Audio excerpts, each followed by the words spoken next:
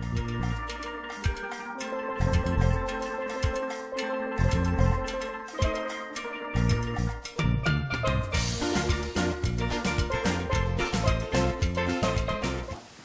right, Jack, you want to bring up the mics?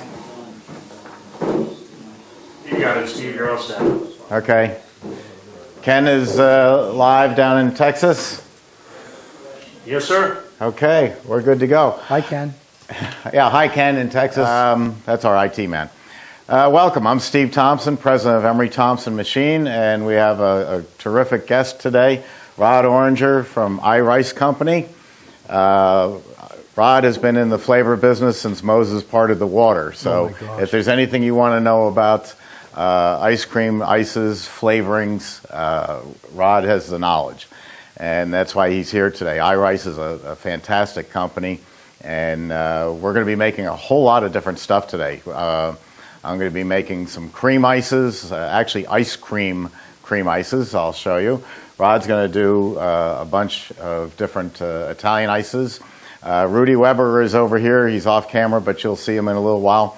Rudy and his wife own Lynn's Ice Cream up in Lecanto, Florida, which is a beautiful little town in Florida here. And they have a fabulous ice cream parlor. And if you're ever in the area, we'll get you the directions, and you gotta go see that place. And he's going to be making his signature ice cream today, which is a rum raisin. So a lot going on. A couple of ground rules. You're most welcome to get up. You know, if I bore you, just get up and walk around. You can walk around the factory. You can go out and smoke out there if you like, just not in the offices here. If for some reason Sammy, the golden retriever, gets out, please bring her back in. Don't let her get out of the building. But I think we've got her pretty well sequestered. She's now 7 months old, and you'll get to see her later, because the last time anybody saw her on tape, she was about this big. Now she's 55 pounds. Questions are the most important thing. We're going to be making different products today, but we want you to ask all the questions you can. So anytime you have a question, just raise your hand. We'll get to you as fast as we can. And don't wait till the end of a segment or we are doing something else, because you might forget the question. So as soon as you have a question, just raise your hand and we'll go right to you, because that's how everybody else is going to pick up more information, is by your questioning. So the first thing I'm going to do is, we've got two of our many machines that we build today. This is a 12-quart. This is going to make one tub. Let me grab a tub. It's going to make one tub of ice cream or ices every time you run it. This one makes half a tub every time you run it, and this one makes a quarter of a tub. The CB200 is primarily for high-end restaurants who are doing just a few flavors at night, for their dinner menu. I mean, the machine can run all day, all night, but with a 3-quart capacity, that's very small. I can't see operating a business on this size, but it is great for its purpose. The CB350, we sell about 1,000 of these a year in 172 countries, and this is what puts people in the business. We're going to talk a lot about that today, but a lot of our customers have been affected by this economy, the Obama economy, and they have either lost their job or downsized or outsourced, all the usual problems that are now associated with this poor economy. And they come to us, and we put them into the Italian ice business. And it is the most profitable business that I can think of. Your two main ingredients are sugar and water. What could be cheaper? Your water comes from the sink, your sugar comes from the supermarket, and you can buy it at wherever sugar's on sale. Maybe a 100-pound bag is going to be your best bet. Maybe a 5-pound bag is going to be cheaper per pound. So those are your two ingredients plus the flavoring, and so it's a very inexpensive product to make. I always tell people, in all honesty, if I didn't own and run Emery Thompson Machine, I would be in the Italian ice business. I think it's a great idea. In fact, someday I'm looking forward to getting a Colonel Sanders type of suit and a cane, my own Learjet, and Sammy and I are going to fly around to our different distributors of Italian ice throughout the South, because it's just that profitable a business that I want to be part of it too. We're going to use the 1-tub machine. The next size up from this is 2 tubs. And it's exactly the same physical size. You couldn't tell the two apart, except the barrel is twice as deep. In business, your two best choices are either the 6-quart or the one up from this, the 24-quart. We're going to start. Rod's going to run the 24-quart today, or the 12-quart here, excuse me. And the first thing we want to do is sanitize it. We want to kill any bacteria that might have grown overnight since we last ran it. Before I do that, let me just show you some of the parts and a little trick to the machine. This is what we call the dasher or the beater. And this is our design, exclusive to us. It's spring-loaded, and so as these blades wear, these blades will last 5 years without any maintenance whatsoever. No sharpening, no nothing. After 5 years, we want to take a look at them. In between the 5 years, maybe you'll change the springs every couple of years. Absolutely minimal cost. Everybody else is using thin blades that have to be replaced every 6 months. And their blades that replace every 6 months cost as much, if not more, than our two blades that we do every 5 years. I'll just show you a quick history of what blades used to look like and how we've progressed.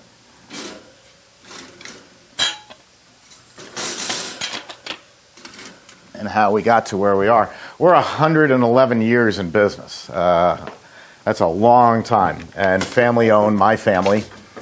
And for about 80 of the years, we used metal blades, which look really nice, but they do wear, and they have to be sharpened once a year. And the idea is they're spinning around in the machine by centrifugal force, and the ice or the ice cream is being scraped off the walls. We got away from that because the dairy industry changed and didn't want to use that metal anymore. And we came up with the first of the plastic blades. That's a stainless steel frame with a plastic riveted in. So unfortunately, it can't be changed. It can be resharpened. Then what we use in most of our machines out there are this model, which is a very heavy frame. What counts on the older style machines of how you make the product is the blades are heavy enough to throw against the walls as they spin around. So we made a very heavy frame, and then we added the plastic for sanitary purposes, and it's held in by 2 pins, and that can come out and that can be washed, and we can remill these if you have them.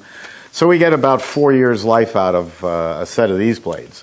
But then we went to this design, the spring-loaded, and the beauty of this is as this blade wears, your freezing time gets longer and longer and longer until you go from 8-minute batch of ice cream to 9 to 10. When it finally hits 12 minutes, you say, hey, I wonder what's wrong with my Emery Thompson.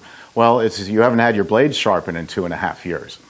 That problem went away when we went to spring-loaded because right now these are brand new, but if these wear a little bit over time and age, the springs are still going to push them against the walls. So our spring-loaded blades are going to work the same 4 years and 11 months from now as they did when they were brand new. So it's a terrific design. Works very well for us. And later on, can the camera pan over here? Do you go this far, Jack? Well, let's take a look, Steve. Okay. These are all the different dashers. Dasher is an old-fashioned term, and we stick with it because we're the oldest in the industry. Everybody else calls it a beater, but the old-fashioned talk, when you had a rock, salt, and ice machine like this and you turned a crank and did the same thing that these do, is they called it a dasher. So that's the 3-quart, that's the 6, the 12, the 24, and if I can lift it, that's the 44-quart dasher. That's about 40 pounds of dasher, and that is really solid, rugged stuff. That's going to make 4 tubs of Italian ice in the exact same time that this one makes 3 quarts. So we'll go back over here to the machine, and one quick test. I do something that nobody else in the industry does or would dare do. I give out my home phone number. It's 914-643-7391. During business hours, Monday through Friday, if you have a question, you call the factory. If you've ever called here before, you know you don't get an answering machine. You get a live human. and you can get an engineer on the phone right away. You can ask for me, and it'll be put right through to you. Not too many CEOs in the industry that you can talk to, but I try to be absolutely accessible.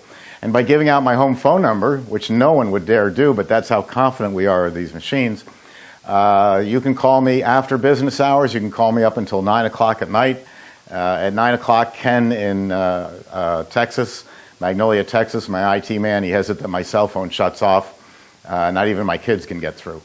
So I do take a break from 9 p.m. till 6 a.m. But then 6 a.m., if you wanted to call me at 7 in the morning on Saturday, you can reach me if you had a question. But if you had a question on how the machine was running, let's say you've got a 10-year-old machine, and the average Emery Thompson lasts about 45 years, many of them longer. All the other machines, which are made in Italy and have Italian parts and Chinese parts, will only last 8 to 11 years because of their construction, and we can talk about that later. But if you had, say, a 10, 15, 20-year-old machine, and you go, hey, it's not working right, what do I do? The first thing I'll ask you is to start it up. So we're going to start the dasher. And then I'm going to turn on the refrigeration. And I don't know if you'll be able to see this back there, but this barrel is wrapped in copper tubing, and it's getting cold instantly from front to back. And if it does that in 60 seconds, all your refrigeration is perfect. You don't need to call a refrigeration person. There's no reason the refrigeration should go bad. So that's showing up coils going all the way from front to back right there. So that simple test tells me all the refrigeration is good. So then I go on to other questions, and I say, when was the last time it ran right? I got one a while back. It was during lightning season in the summer. And the man said, well, it ran right 2 hours ago, just before the whole building got struck by lightning. And I go, is everything else out in the building? He goes, oh yeah, the freezers aren't working either. I go, maybe that's why the Emery Thompson's not working. But we're used to that, and that's fine. So we have a drive shaft in the back that we lubricate with Vaseline or Petrogel. They're just a sterile lubricant. And that goes in the back, and that's what's the drive. And then now the dasher goes in. Here we go. Again, dasher, beater, interchangeable terms. And I'm just going to squeeze the blades a little bit and make sure that I've got them going in the correct direction. Let me double check that. There's a little curve on the back to match the curvature of the barrel, and that's very important. So I just make sure that they're both curved to the back, put them in, and just jiggle it around back and forth. And then I'm going to stop it with one blade at 6 o'clock and one at 12. Put this front bushing on and close it up. Normally these knobs are already on. People say, well, why don't you use the fancy cam action that goes over and down like all the European machines do? I don't do it because they break in 3 years. And if you want proof of that, just go onto eBay and see how many parts there are for doors for Cappigiani machines. There's hundreds of them. You know, people say, oh, it's so primitive that you got to put on 4 knobs. It's like putting on a tire on a car. Exactly. It is exactly like putting on a car tire, because when you put that car tire on with the 4 or 5 lug nuts, that tire's not going anywhere. Would you really want to trust a car that had a wheel put on with over and action down like that, where it's just pressing? It doesn't do the job. Everything on this machine fits perfectly, so nothing more than hand tight on all of these. Any questions so far? No? Okay. Is this a water-cooled or air-cooled machine? This is the question. I'm going to repeat the question because the audience that is watching this on YouTube can't hear the question. The question is this water-cooled or air-cooled? This particular one is water-cooled. And what that means is you have to cool the engine, what we call the condensing unit. And the engine either gets cooled by passing water around it and throwing it away, or by blowing a lot of air across it. Both are equally good. They are equally efficient. The choice of which one you buy depends on where you live. If you live on a Caribbean island with limited water, you're going to buy an air-cooled machine. If you have water restrictions, there was a lady, Rod's from Massachusetts, there was a lady right next to a cranberry bog. and she wanted to dump the hot water coming out of the machine into the bog. And they said, no, you can't do that. You'll kill the cranberries. So they told her, you must buy an air-cooled machine. So the decision is where you are. I prefer water-cooled only because an air-cooled machine, this is a large room we're in, an air-cooled machine, and this room's at 70 degrees. We could take this up to 85 degrees in about 2 hours with an air-cooled machine. It's generating heat and it's blowing it out into the room. That's the downside to air-cooled. The downside to water-cooled is it's bringing in fresh water, circulating it, and then throwing it away. For the environment, surprisingly, the water-cooled is a better choice because water is expensive. We know it's expensive. No matter where you are in the world, water is expensive, and now they're charging sewer. Sewer is expensive. But water goes up pennies a year. The price goes up very slow. Air conditioning. If this room gets 85 degrees, you're going to be uncomfortable. We're going to make the air conditioning colder. And that is fossil fuel. That's oil from the ground being turned into electricity, and we're paying an electric bill. And you know your electric bill has never gone down, and it goes up 10, 20, 30% sometimes. Whenever there's a disturbance in the Middle East or in the economy, up goes oil. So if you're looking for a less expensive way to run a machine, on a single machine, it would be water-cooled. Also, they cost less to buy. They're $1,000 less because they have fewer moving parts. Now, if you get to the point where your business is really growing and you have 2, 3, 4 of these machines, they make water recovery systems. It looks like a central air conditioning system that I have out at my house. And outside would be the air conditioning unit, and it's hooked up to the machine, and it's circulating glycol, warm, 108-degree glycol out to the machine, to the air conditioner. It's chilling it and bringing it back in. So it's a water-cooled machine, but it's a closed loop. They're about $6,000, so it isn't going to pay you on the first machine, but if you get to 3, 4, 8, 10 machines, a closed loop system is the way to go. Yes? So how does the water, how do you, is it a hose that's attached to the back? How does the drain work? Yeah, how does the drain work? There is a water line in, the machine comes with hoses. There's a water line connection coming in. It's called a garden hose connection. It's that size. And you literally have on your wall a spigot like you would have for washing your car. And that just connects to the back of the machine. Once the engine gets warm, it sends out the water. It comes out much slower than it comes in. But it's going in at groundwater temperature, maybe 60 degrees today, 50, and it's coming back out at 108, always 108. So we can always put a thermometer in and know how the machine's doing. And that water is supposed to go to what they call an indirect waste. An indirect waste can be a hole in the floor, a drain, or it can be over by your sink, just as long as it isn't directly piped into the sewer. They want a gap. And the water is pushed away from this. So if my office is the next room over, if I had to get rid of the water and my sink was in my office, I could go up the side of the building, over the roof, and down again to the sink. It has enough pressure that it'll pump it away. What I do is I have it going to the sink here, and instead of standing around between batches, looking at my iPhone and stuff like that, I'm going to be preparing my next flavors. Actually, Rod is going to be preparing my next flavors. And I'm washing things. I've got dirty tubs. I've got dirty utensils. Well, everything in here is copper tubing. It's as clean as it went into your machine coming out. You could drink it with no problem.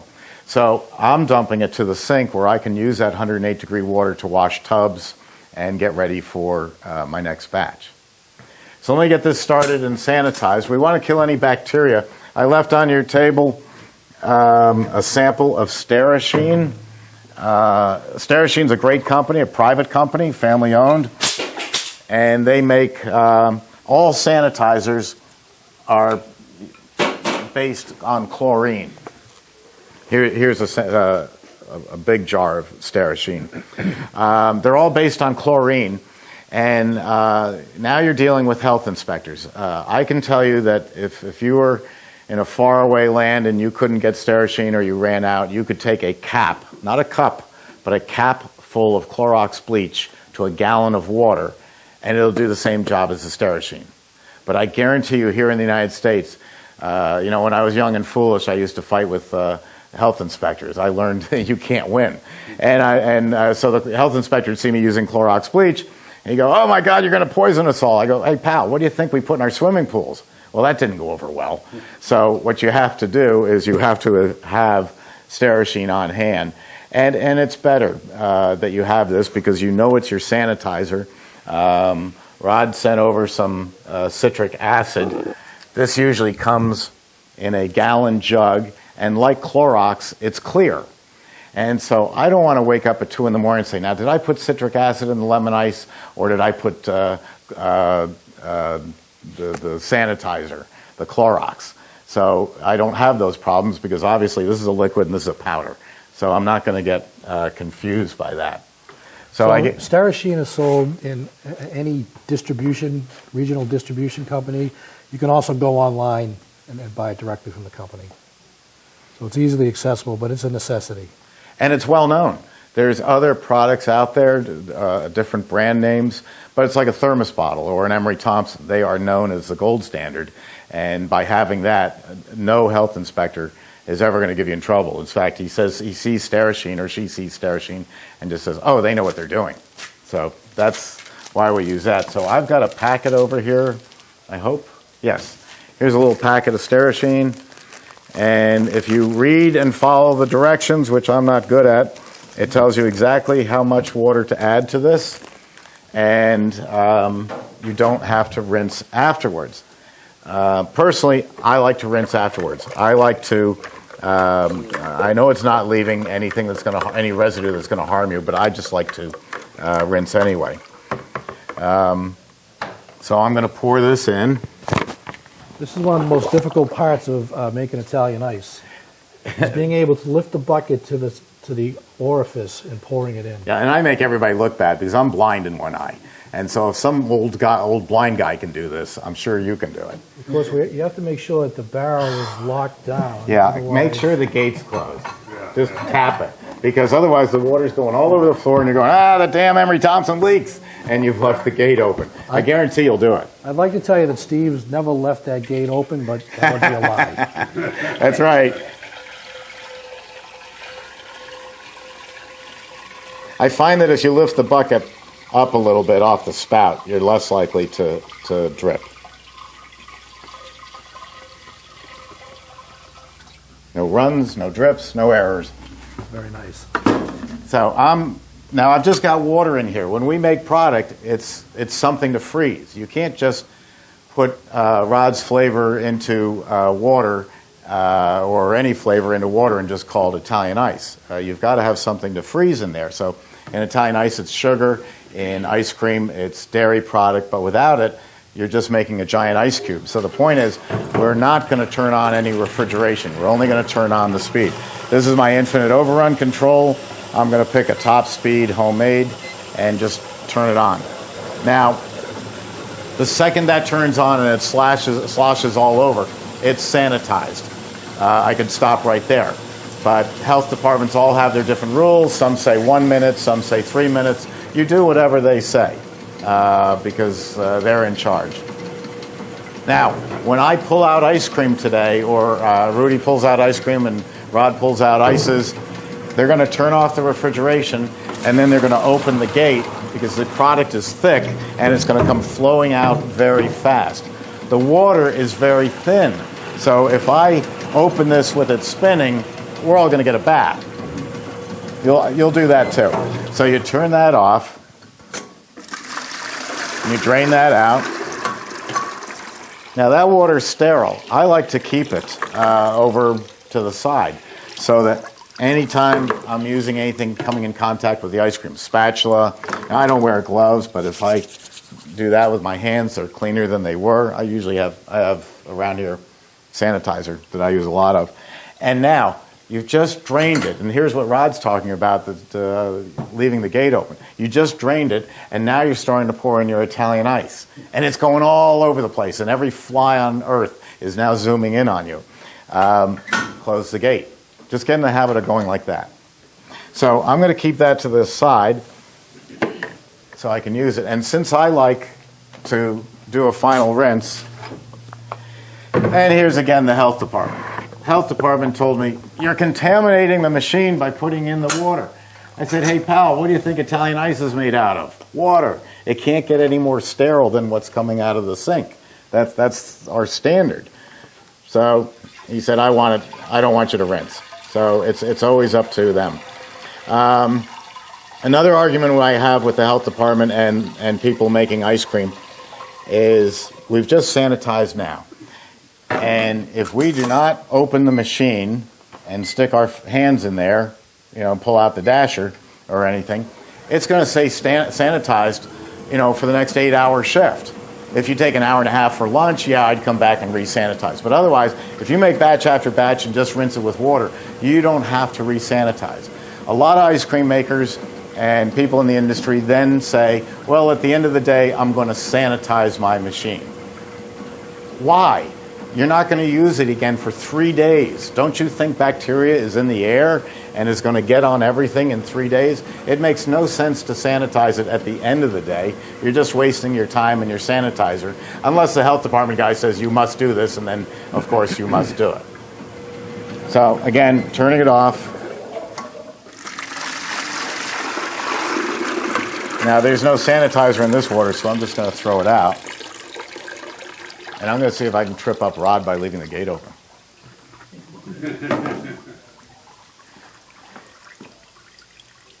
And the barrel, when the machine's on level ground, the barrel, we build it with a slight pitch so that everything is going to come out of it. You're not leaving anything in there.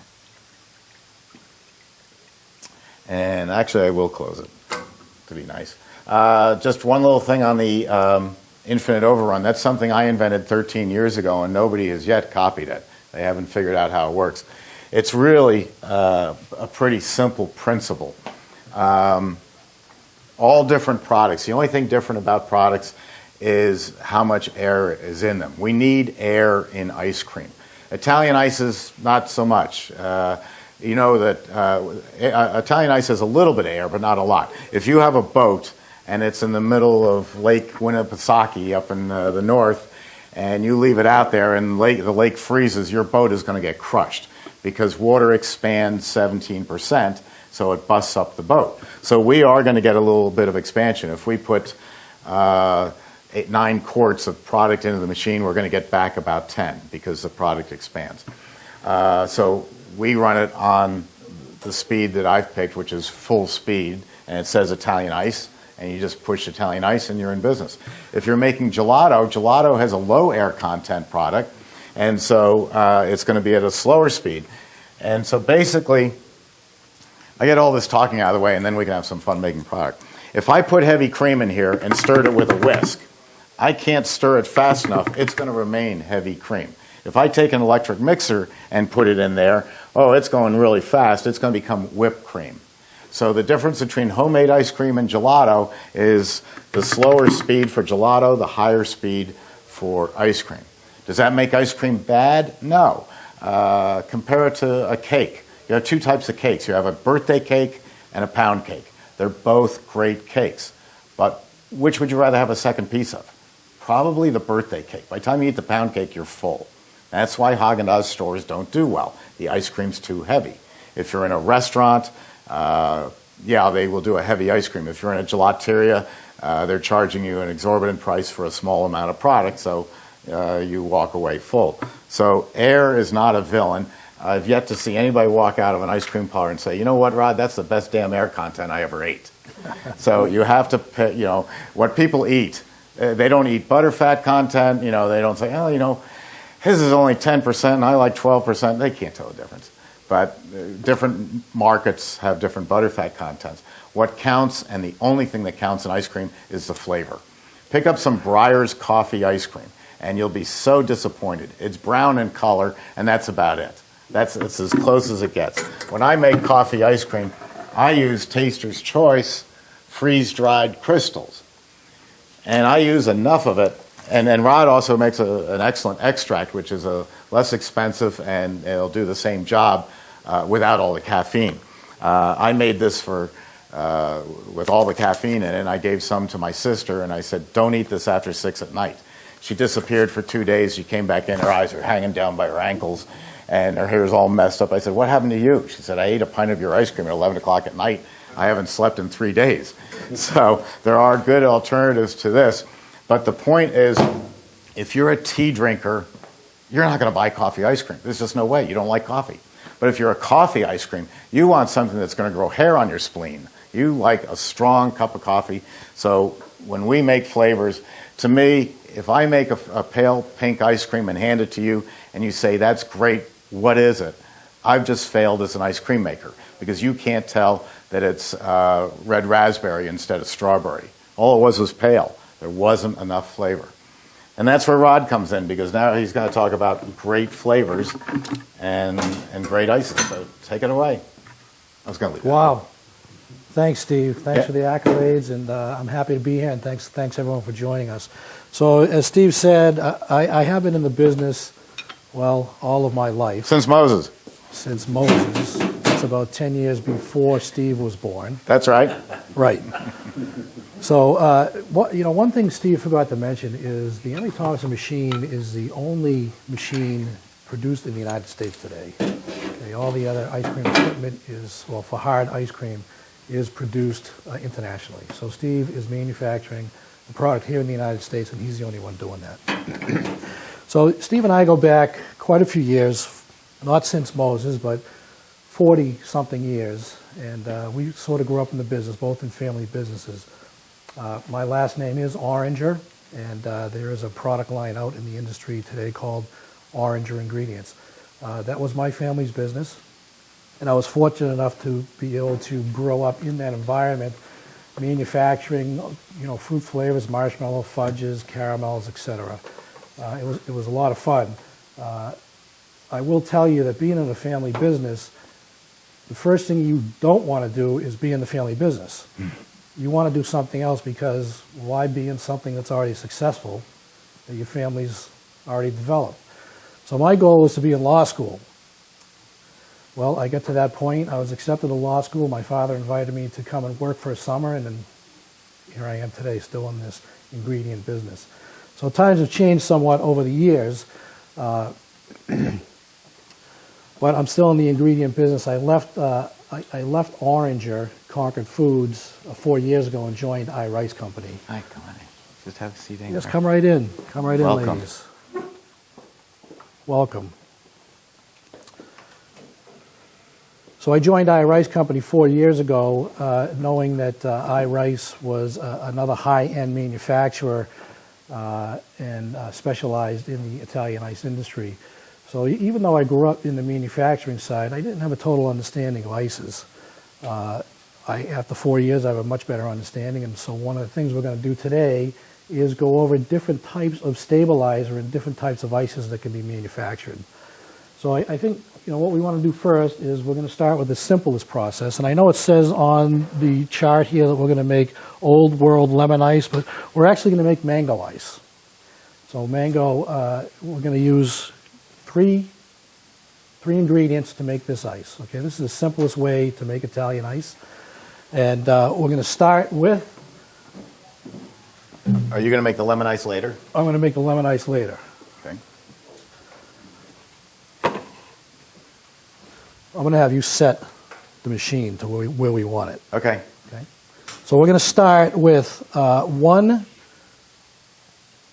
gallon and 1 quart of water.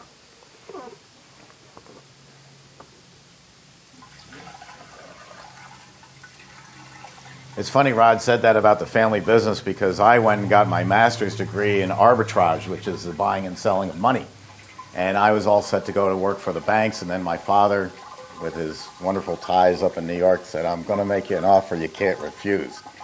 And he said, you come work for the family business, you'll work hard and long, we'll pay you very little money, and in the end you'll own the business. And I said, who's going to make an offer like that? So I took it, and Dad worked till he was 93, but I think he'd be pretty surprised how big Emery Thompson is today. He never would have dreamed that it would go from a small job shop up to the largest manufacturer in the world. Yes, dads can be very persuasive. Okay, so we just added 1 gallon and 1 quart of water. We're going to add a half gallon of sorbet base. So sorbet base is a stabilization system. Okay, it contains guar gum and xanthan gum. Okay, there's also sweeteners in here. Now, guar and xanthan are two Hopefully it's not naturally, gonna they're flow naturally over the occurring top. gums, aren't they, Rod? They are natural gums, yes, correct.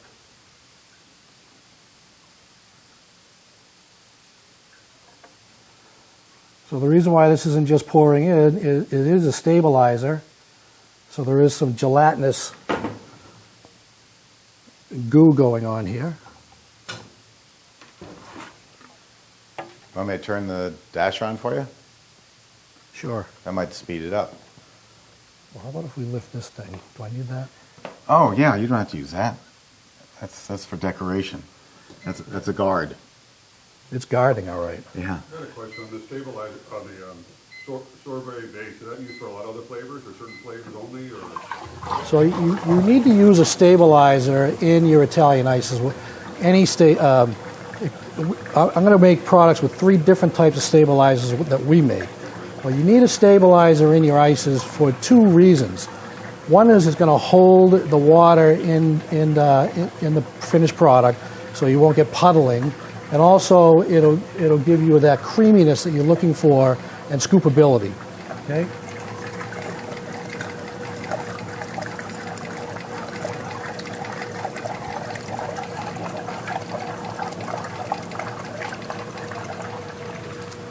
So Steve Thompson is a purist, and he doesn't necessarily use stabilizers in a number of his recipes,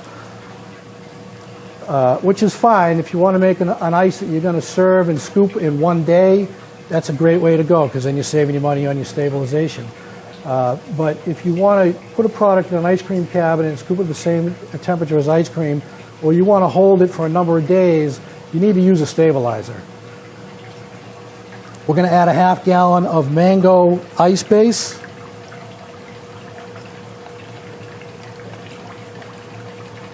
So mango is the #1 selling ice that we see out there. iRice happens to make, well, arguably the best mango in the industry, whether it's for ice cream or Italian ice.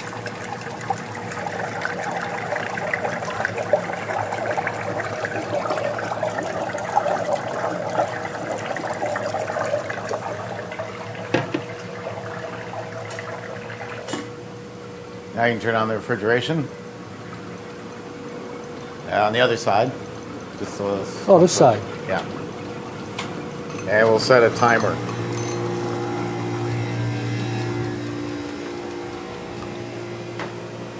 This is the best mango that you can get. Mangoes are hard to deal with. I can get mangoes up out of Miami once in a while, but you can't run a business on once in a while. That just doesn't work.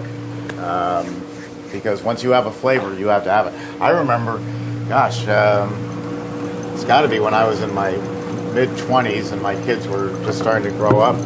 And I brought home some of Rod's Mango Italian Ice, and they heard the name Mango, and they would rather eat frozen green beans right from the freezer uncooked than try that mango. They eventually broke down and tried it, and then, of course, now you couldn't keep it in the house because it is such a spectacular flavor. Question? Yeah, but all you have to do is for the next size up, double the recipe, or for the smaller machine, cut it in half. It's really that simple. How long will it take to freeze? I set the timer for 15 minutes. It could go a little longer, but what I want the timer for and why, I set the timer for 15 so that I can be doing other stuff. And then the bell goes off and I go, oh, I know I got to get back to it. The Italian machines like to put something I invented back in the early 70s as soon as I got out of college, and that's a meter that measures the load on the motor and then shuts down the motor. So they say, oh, great, we got an automatic product. The only problem is it's set to shut the machine off on vanilla ice cream, which is 8 minutes, sometimes 7. So if you set they used to call it the Heart-O-Matic, but I think they decided that was a little too risque, and they changed it to the Heart-O-Tronic. If you set the Heart-O-Tronic to tell you when the product's ready, you'll have perfect vanilla, but your mango ice, you're going to have to come back and turn it back on again. It's not nearly. The higher the sugar content of a product, the longer it takes to freeze. Haagen-Dazs ice cream is high in fat and low in sugar. Italian ice is high in sugar and no fat. And we also get all the great buzzwords, sodium-free, cholesterol-free. It sounds like the greatest stuff since beer. And it's an easy sell product. There was another question? Well, if you add real fruit to it, does it change the mixture of the formulation, or just enhances the product, just adding real fruit in it? The question is, can you add real fruit into this? Will it change the formula? No. I have a lot of customers who do that, who say on a strawberry, they'll use Rod's strawberry base, because if you eat a strawberry, if you can find a good one, which is hard to do, they're kind of bland. So you have to use an awful lot of them, like 4 pounds or so, quite a lot. If you use a base, you can then add the strawberries so that you get the pieces in there and the character and the looks of it. So it's a nice way to dress up the product. So and there's different ways to handle fruits when putting them in the finished product. So if you're doing an Italian ice and you want to add strawberry into your strawberry ice, you can get a frozen fruit and add that right into the machine. Okay, because the ice is water and sugar, and there's a lot of water and sugar in the strawberry, so it's not going to affect the profile of the finished product. But if you're making an ice cream or gelato, you don't want to add frozen fruit into the ice cream, especially into the batch machine, and you don't want to fold in a frozen fruit. You want to use a stabilized processed product that someone like iRice would make or other manufacturers, or you want to take strawberries and soak them in a sugar water. The reason for this is there is a lot of free moisture in fruit, especially strawberries. When you add strawberries or other fruit to an ice cream or a gelato, when the product freezes, you'll get a hard, frozen piece of fruit. And you may notice this in, say, even Breyers. If you eat a strawberry ice cream from Breyers, you'll bite into that. It's a hard piece of fruit. If you use a stabilized fruit or one that you process with sugar, the fruit draws in the sugar, so you'll get a nice soft bite out of it. The other thing is, if you use a frozen or fresh fruit, you'll get a crystallization around the ice cream, and you may notice that sometimes in people's ice cream. That's because they just use that frozen or fresh piece. So be sure when you're making ice cream or gelato that you use a stabilized or fruit that you process with your own sugar. That'll keep the crystallization from occurring in the finished ice cream and also give you a nice soft bite in your fruit. I hope you're hearing what Rod's saying, in that Rod manufactures and sells ice cream flavors and the Italian ice flavors, and at the same time, he's telling you the way that I often do it, using products from the supermarket. And in your business, you're probably going to do both. You can do my way on many products, not all of them, but on many products, if you're an individual store and you're going to see 200 people and you're able to control the environment. But what happens when you get big and all of a sudden someone says, can you supply Italian ice to Yankee Stadium? You can't hire enough people to be sitting there chopping strawberries all day long. So both methods work very well, and I do in Italian ice 3 different methods. I might make blueberry with fresh blueberries when they're in season. When they're out of season, I'll use Rod's blueberry base because I got to keep having the flavor. And if I was in Istanbul and could not ship the product in, Rod makes a blueberry extract. You've used extracts before. When you bake a cake, if you make a vanilla cake, you're putting in vanilla extract. Well, we have over here bubble gum. Let's see. Yeah, here's iRice bubblegum flavor. Maybe you'd like to make bubblegum Italian ice all natural, but I've yet to see a bubblegum tree growing here in Florida. But kids like bubblegum. So you use an extract just like you would in a birthday cake. And so it's sugar, water, and bubblegum, or sugar and the Stabilize, and water and the bubblegum. So there are different ways to come to different approaches, and oftentimes your decision comes down to who's my market and where is it. If I guarantee if you're doing Yankee Stadium, they want something cold and they want it fast. They want thousands of gallons of it. So do look and listen to all methods that there are. So this afternoon, we're going to make a lemon ice using a lemon emulsion, which is similar to a bubblegum flavor. A bubblegum, that could be an emulsion or a flavor.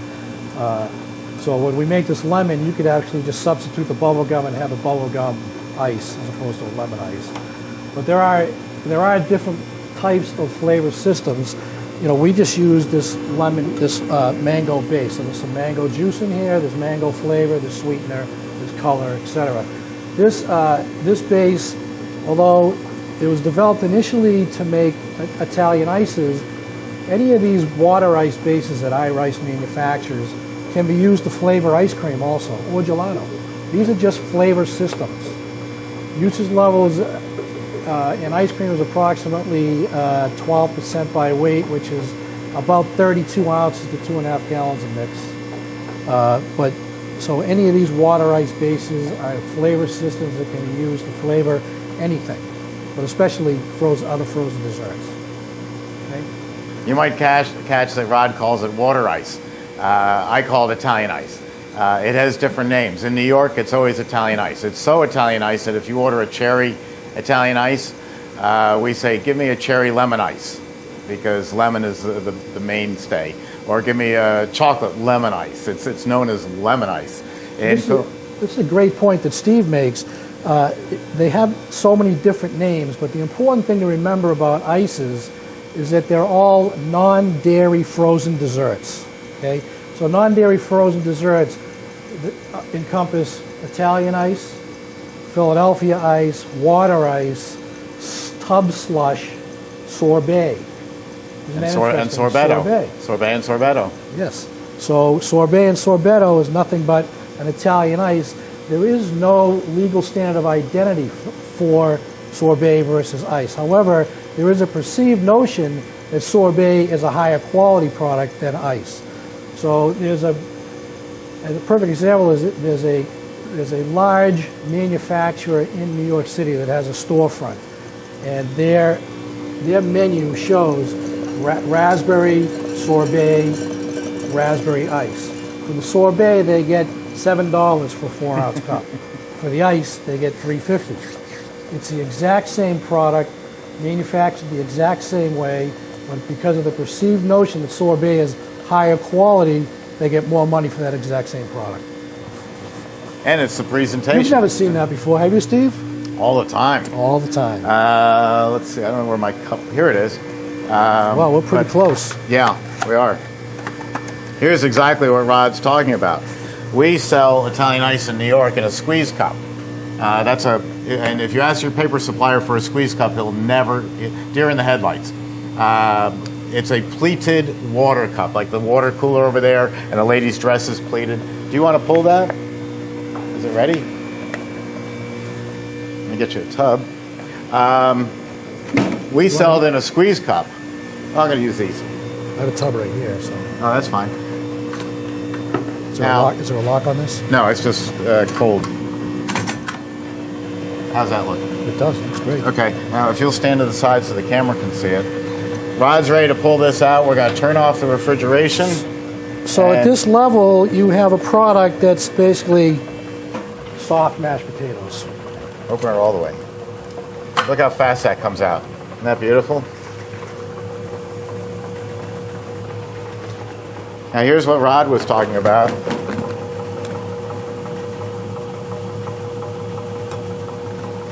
This is an Italian ice. That's a sorbet. The only difference is the price and the presentation. If you're doing a fair, oh, that's good. If you're doing we'll let you have some. Stopping this? Yeah. If you're doing a fair down here in Florida, we have lots of rodeos and Ferris wheels and stuff like that. You're selling mango, cherry, grape, orange, chocolate. If you go to a art festival, you know, the arts and crafts crowd, now the same product is mango, kiwi, papaya, apricot. It's still Italian ice, but a little more upscale flavors. Why don't you all come up? and we'll give you some of this. In fact, all you want. All you want. Let me, So Mango is the #1 seller for ices. It probably sells 10 to 1 over any other flavor out there. And that's on a national level. okay. Spoons. You can grab a box of spoons. I'll serve it and you can all help yourself to a spoon. That was Italian ice, so that was about 14 minutes. 14. Yeah, don't forget a spoon. We set it at 15. We probably pulled it 2 minutes Okay. earlier. Yeah, you can pull this at any consistency that you want. If I was serving this today, I'd pull a little stiffer because I need it right away. If I'm making, 300 gallons of this, I'll pull a little softer because I want to get it out and get on to the next batch. There you go. And you can come up for seconds and thirds. In fact, I'm going to package this. I package it and I give it out to doctors and bankers. Yeah. Oh, yeah, absolutely. I give them a coupon. No, you go into, when you get older, all of a sudden you're going to see specialists, eye specialists, ear specialists, all these different stupid specialists. And the receptionist says, you're going to be here for 3 hours because he makes all his appointments for the same time. Bring War and Peace. So I walk in with a couple of tubs of ices or ice cream, and I've learned if you walk in with ices or ice cream, don't give them to the receptionist. Just stare at them and say, "Oh no, I'll present this to the doctor directly." And so that gets you in number one. You walk in for your appointment. There's the doc eating your mango ice. Charlene, you gonna try this? And there's a spoon. Yes. Yeah, you missed all the blather from me and got right to the product.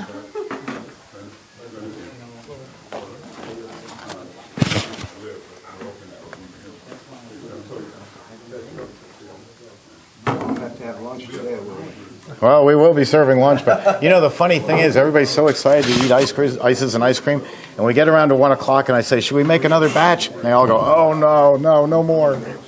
How long will this one be here? It'll end at 2. You can leave earlier if you want. We will have covered a lot of stuff. The last batch of the day is salty caramel ice cream. You want to be around for that. I've got an airplane to catch too. I'm coming from day school. Yeah, that's important. I'm going to hang around at 12. Okay. But there's a cassette too.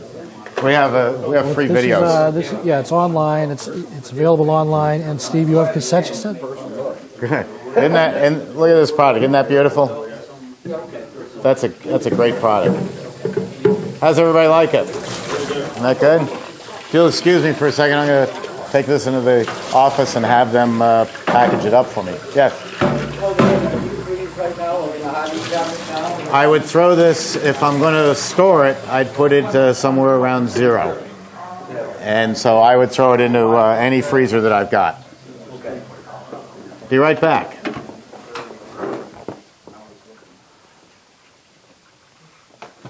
So what, you don't want this to flash freeze, you just want this consistency or a little bit? You could put it in a flash freezer because it has stabilizer in it. Okay. Okay, if it doesn't have stabilizer, I don't recommend that. So for those people like, Steve said in Philadelphia or New York City, they serve ices in those squeeze cups. Well, that product doesn't have stabilizer in it. Okay, that's made and served that day. Okay, that's the original style of ice. That's how it was all produced. It was made and served that day. But this product and the other ices that I'm going to show you later on all have stabilizer. They can all be put in a flash freezer, made and sold wholesale, and they'll scoop soft and cream in your ice cream cabinet at the same temperature that you dip ice cream. So without a stabilizer, 1 day only, or would it be a couple days possibly? Without a stabilizer? Without a stabilizer, it won't last till the next day. What will happen is the water will migrate from the product, and you'll get puddling. Okay, you'll also get iciness if you try to refreeze it. Or to keep it like level, or keep it like a level in the bucket, so you don't have like a. No, that depends on how you scoop it.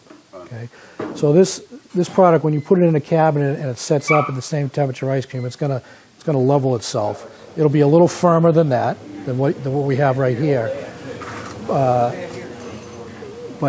it won't settle into the center. Okay. And then 15 degrees is the ideal temperature to keep the cabinets for servicing. 15 degrees. or 15 15 degrees. for the way I make the product, and rods can be colder. Yeah, I think about 10.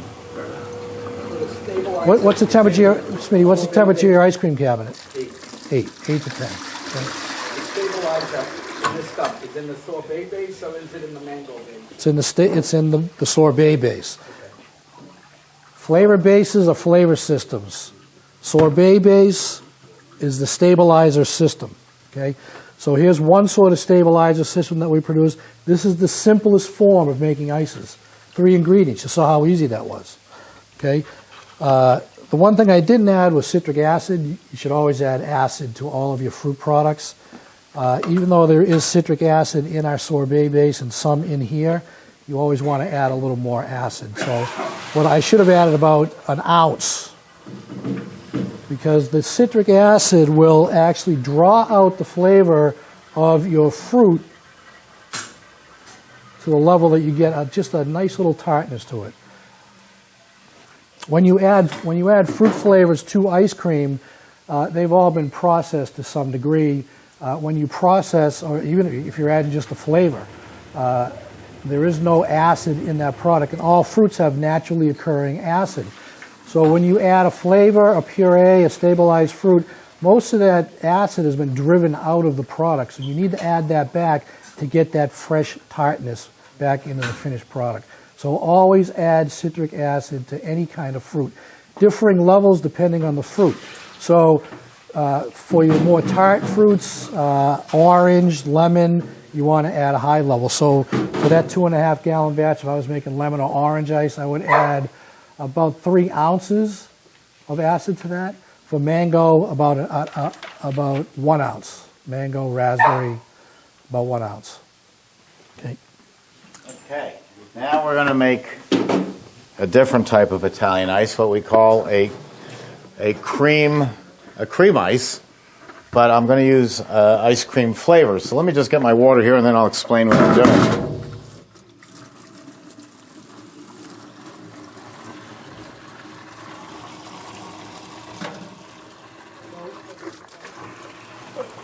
You can put it anytime in ices, right. So if you make this, and you put it in your deep freeze, you pull it out tomorrow morning, can you scoop that as a cone after it's softened up a little bit? Yes. Okay. Yeah, I very rarely see people having sorbet on a cone, though. Yeah, sorbet's in a dish. It's always, Yeah. okay. I recommend that, yeah. There's a weird store by us that came out with called a stick house, and they put they're putting gelato on a stick. I think it's the ugliest thing I've ever seen in my life. Gelato on a stick. Yeah. You know, Yeah. the only thing that limits your success in your own business is your own marketing concepts. You can do anything you want with ice cream and ices, so maybe it's something that works in that particular I market. think the idea is grab and go, but I think it looks like a free pop. And making gelato into And yet, in the ice cream cabinets, ice cream bars sell tremendously. So they're building off a concept. You know, maybe you won't do it, but maybe it works for them. So, yeah.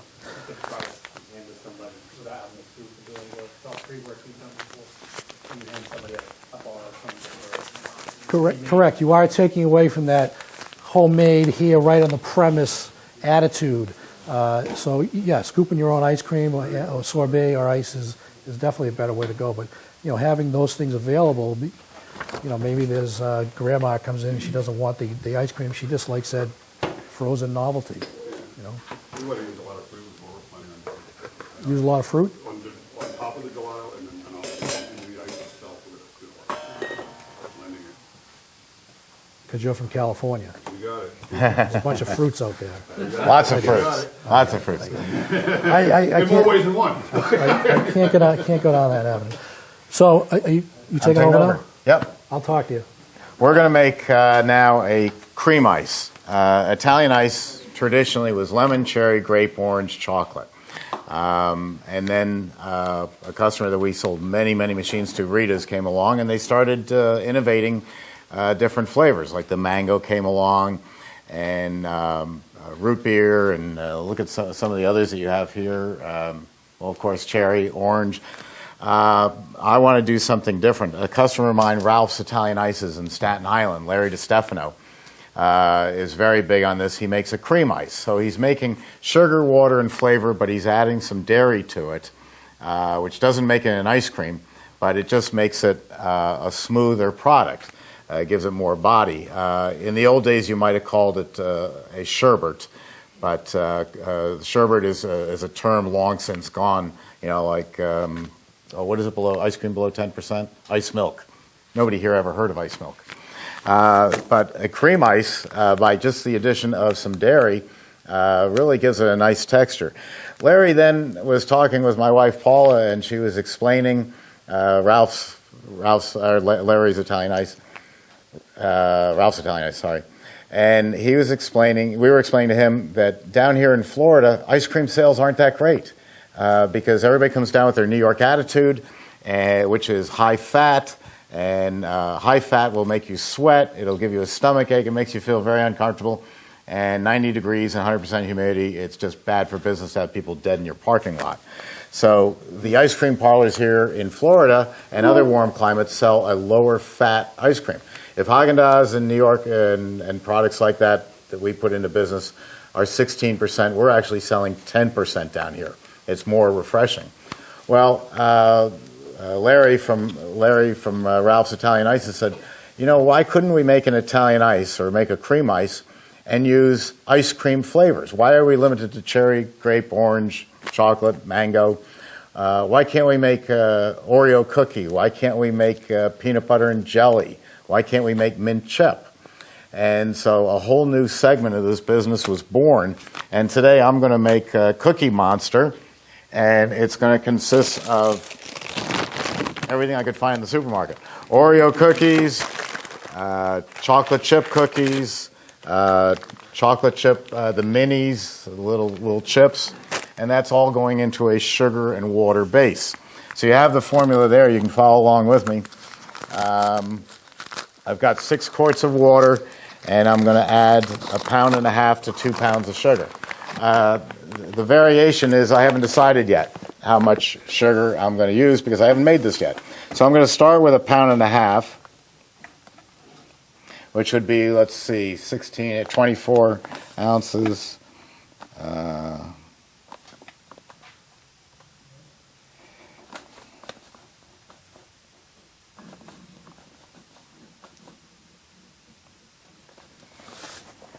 Let's see. Sorry, this scale is throwing me off.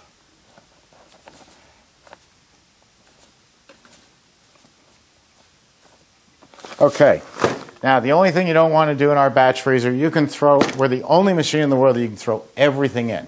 Nuts, cookies, candies, everything goes into the machine. No other batch freezer can do that because their cylinders are too thin and their dashers over there are too flimsy. They'll just get beat up by Italian ice or even throwing nuts or cookies into the machine.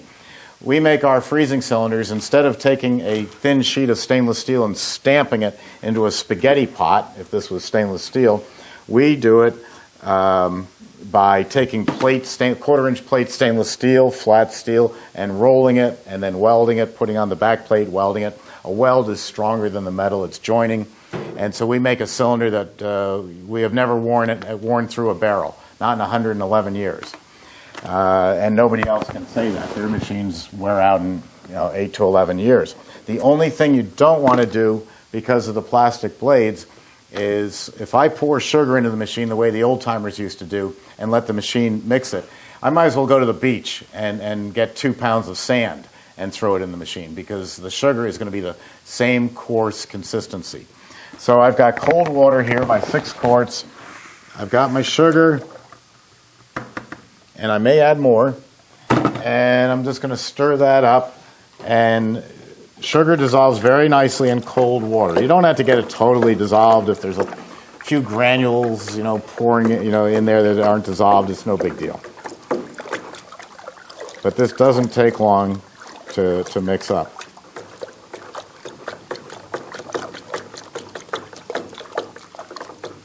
And I love watching other companies. They take their negatives and turn it into a positive. When they're making strawberry ice cream, they are making only vanilla in the machine and they're adding strawberries in, and they talk about gently folding the strawberries in. Who are you kidding? It's vanilla ice cream with strawberries added to it. If I can add my strawberries right into the machine, now for every particle of vanilla mix, there's a particle of strawberry next to it. My flavor is going to be much more intense. That's the way Haagen-Dazs and Ben & Jerry began, was using our batch freezers. And then they got so big they had to go to something called a continuous that makes, it's $500,000 and it makes 1,000 gallons an hour. And all they can do is make vanilla and pump in strawberries. Steve, you have a question over here. Yes. Which freezer did you want these in? Oh, put them in the hardening cabinet over there. Thank you. So I'm just going to, yeah, those are set at about 25 below zero.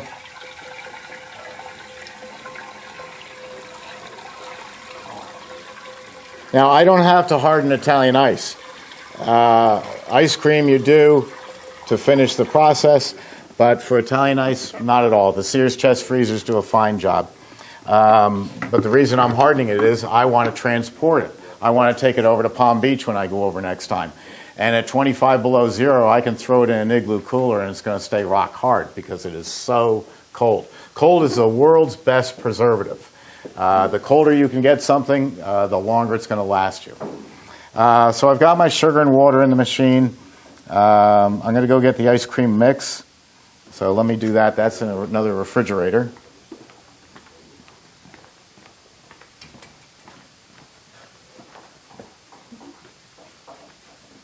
A moment of silence.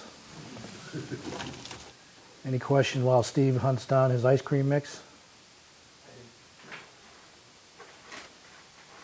When you're using on mango ice, you use sorbet base. Correct. On the Italian ice, you're using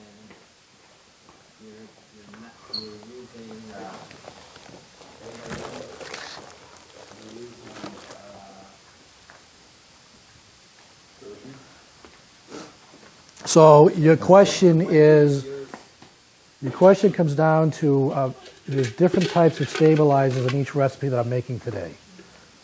That's your question. What's the difference? The difference is the level of stabilization in each product and how you produce products based on those particular stabilizers. So the first recipe I made was using our standard sorbet base, which is the simplest process for producing ices. The second product we'll make will be one using our supreme sorbet base, which has a higher level of stabilization. In that product, we'll also be adding some sugar, which is the standard way of making ices. In the sorbet base, there's a high enough level of sugar and solids that we don't need to add additional sugar to it. That's why the process is just 3 items: sorbet base, flavor base, and water. And the third ice we'll make today will be using our Stabilize, which is a highly concentrated stabilization system. Okay? Sorry, I got over-enthusiastic with the pouring. Another question, yes. Rudy, I'm getting excited about your rum raisin ice cream because I need a drink, man. 3 different ones. How do you know which one to use for which flavors? You just mentioned 3 different formulations of stabilizing. How do you determine which flavor you want to use for which one? That's up to you. So, I produce a mango using mango water ice base and sorbet base. I've written this guide to making fine frozen desserts. I have a couple here, but this is available online, as is our entire product list. You can email me at any time for this. My email address is roranger, that's RORINGER, at iriceco, IRICECO.com. So in this is not only how to work around an ice cream machine, including an Emery Thompson, but there's about 50 different recipes, and on the last page is recipes for making ice. So I showed you how to make mango using our sorbet base, you can plug in any other iRice Italian ice base into this recipe and make an Italian ice using our sorbet base. Okay, so we can discuss that further, but right now I feel Steve's eyes boring into my back.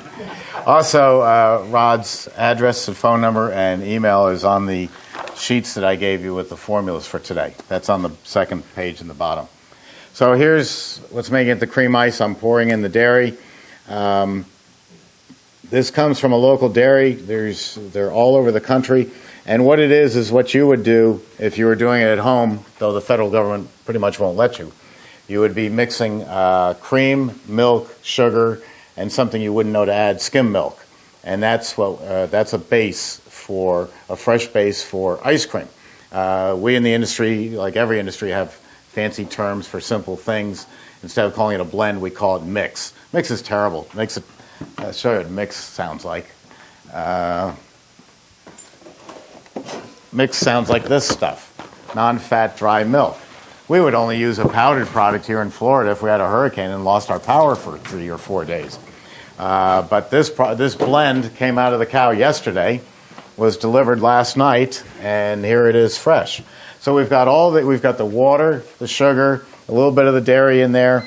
I'm going to turn this on. I'm going to set for Italian ice and start it up. I'm going to turn on the refrigeration to get it going. I'm going to set a timer to watch it.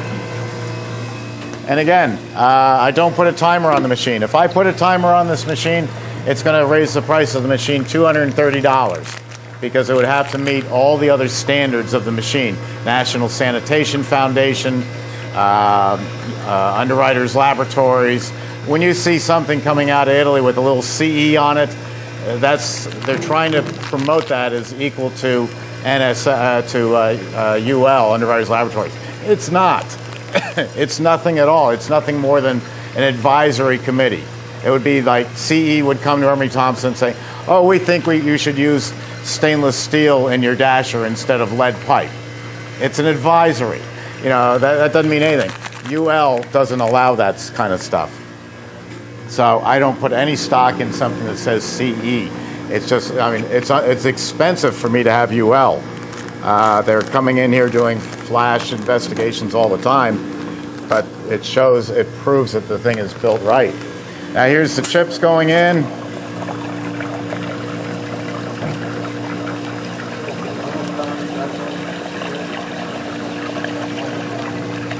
He said it at 14 minutes.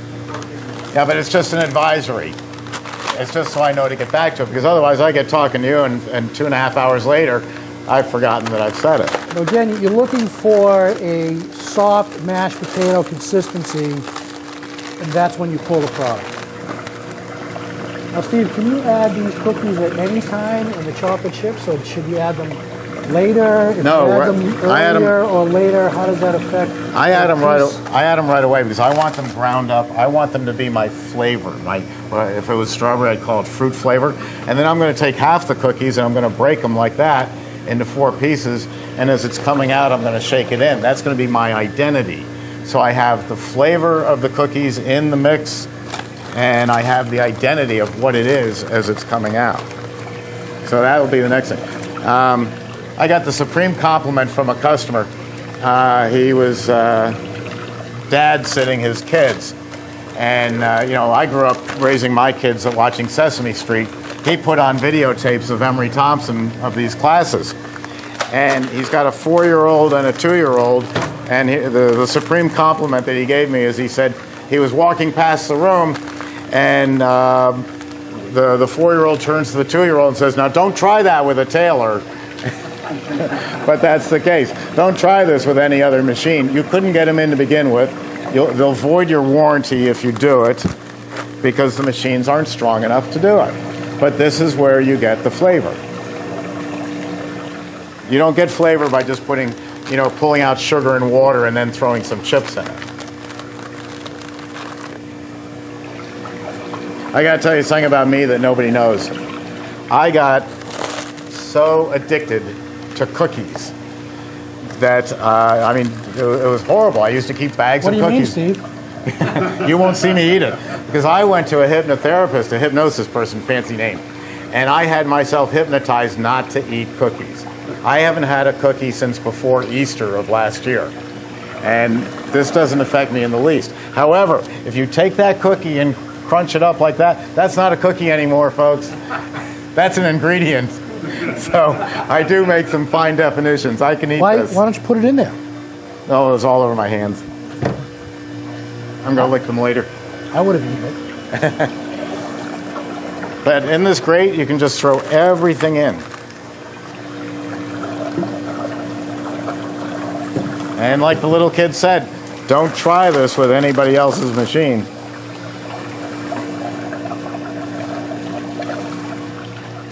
Those of you who don't know, Taylor, which is the big gorilla in soft ice cream machines, has gone out of the batch freezer business. They couldn't compete with us. So if someone tries to sell you a Taylor batch freezer, they went out this summer, and so they're selling you old equipment.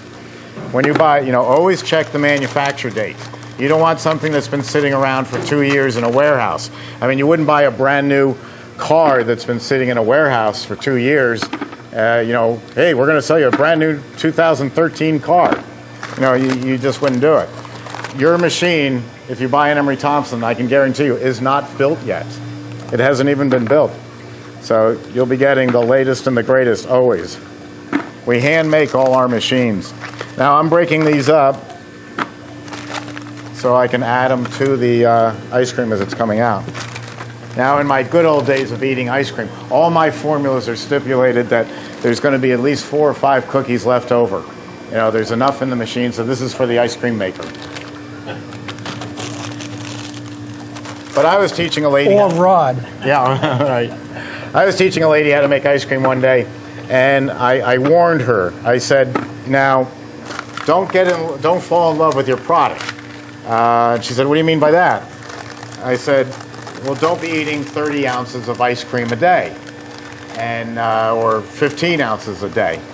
And she said, I would never do that. I said, ma'am, we've just made 15 batches of ice cream, and you took a taste of each one with a spoon, and each taste was an ounce. You just ate 15 ounces of ice cream today. Did you really mean to do that? I mean, that's a whole container. So, love what you're making, but don't love the product. And then again, there's the lady up in Newark, New Jersey, who called up and she said, I've got some bubblegum licorice Italian ice. It's in my flash freezer, and I want to know if it's any good. And I said, well, it's 40, 30 below zero. It's as good as the day you made it because it's so cold, it acts as a perfect preservative. By the way, when did you make it? She said, oh, I made it 10 months ago. And I said, lady, if you've got ice in your freezer for 10 months, it doesn't matter if it's good or bad. They're telling you, we don't like bubblegum licorice ice cream. It's a lousy flavor. Get rid of it. And it sounds funny, but it's an important point.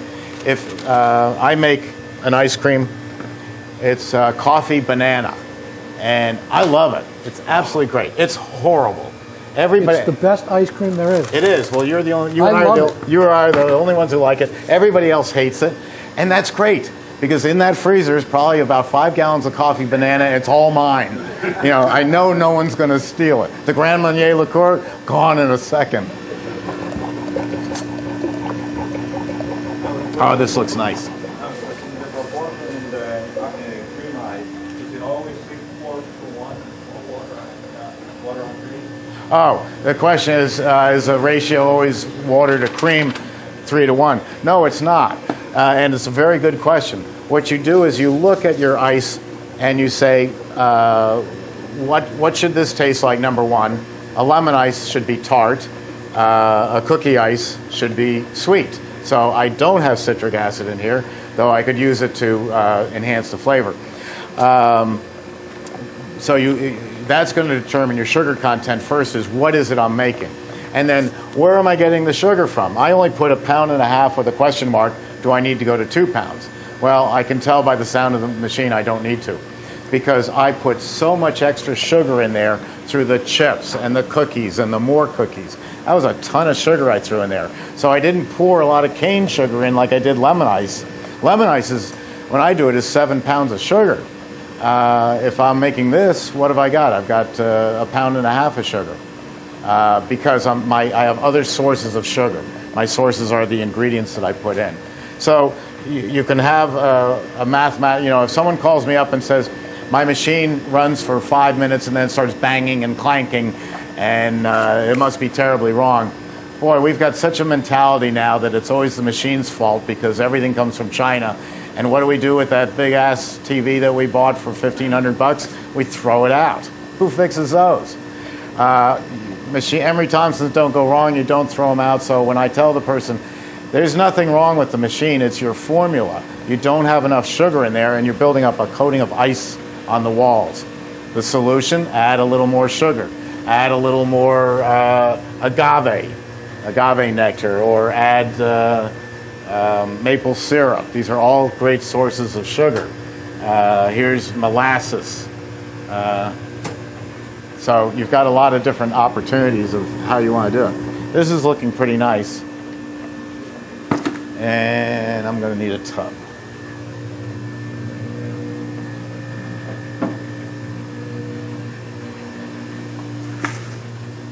Oh, here's a piece of ingredient. Good.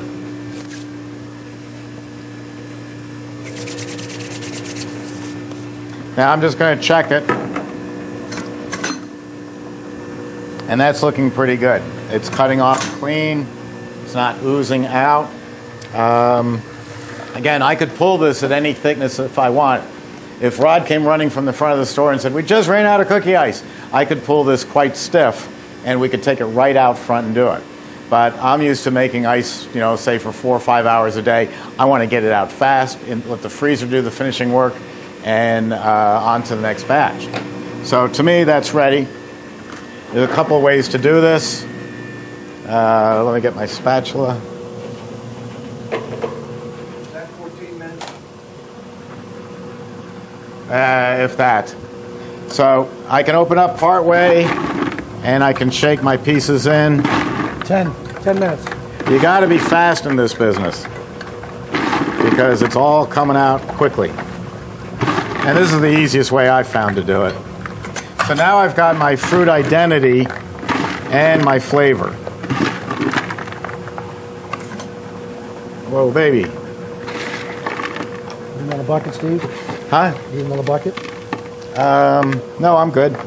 Now, in the bottom is cookie dust. The tendency is to put the cookie dust into the product. Don't do it, because as a New Yorker, when I look at this product in your dipping cabinet and I see the cookie dust, I know that's not cookie dust, that's dirt. So we don't want people to think you put dirt in your machine. Doesn't it look like dirt? It's just down there. So don't do that. And this is all ready to go. I'm just going to mix it a little bit. Great texture. But look how little sugar I put in there. Did you all save your spoons? No. Everybody gets a new spoon. Okay. Let's see what this tastes like. I'll go first in case it will kill you.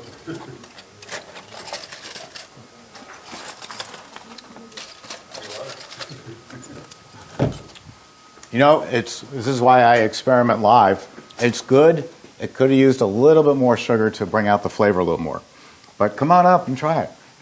See what you think.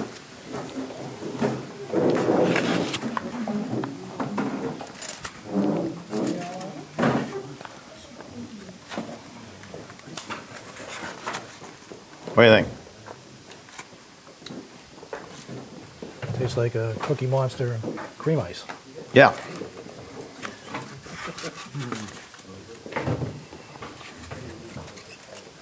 Thank you. Mm-hmm.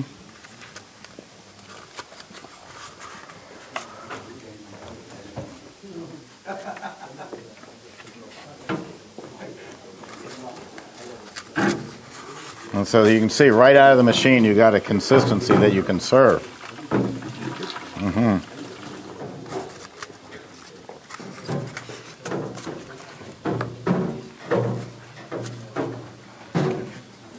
You don't have to eat it all. There's a big trash can over here. I won't be offended.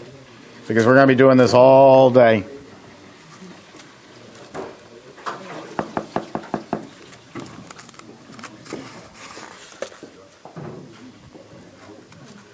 There you go. So one thing I'd like you to note when you're sampling this Cookie Monster Cream Ice, so there's no stabilizer in this product, except for the little bit that's in the ice cream mix.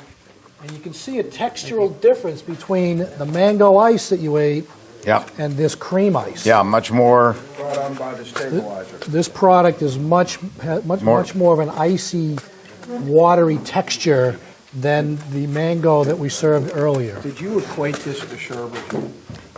Yes. Yeah, I did. Because that's what sherbet is, except sherbet. This is all in the same. But sherbet, when we were growing up, was always sticky and gummy, Yeah, yeah. and it was only orange. Well, you're but right. there's a legal standard of identity for making sherbet.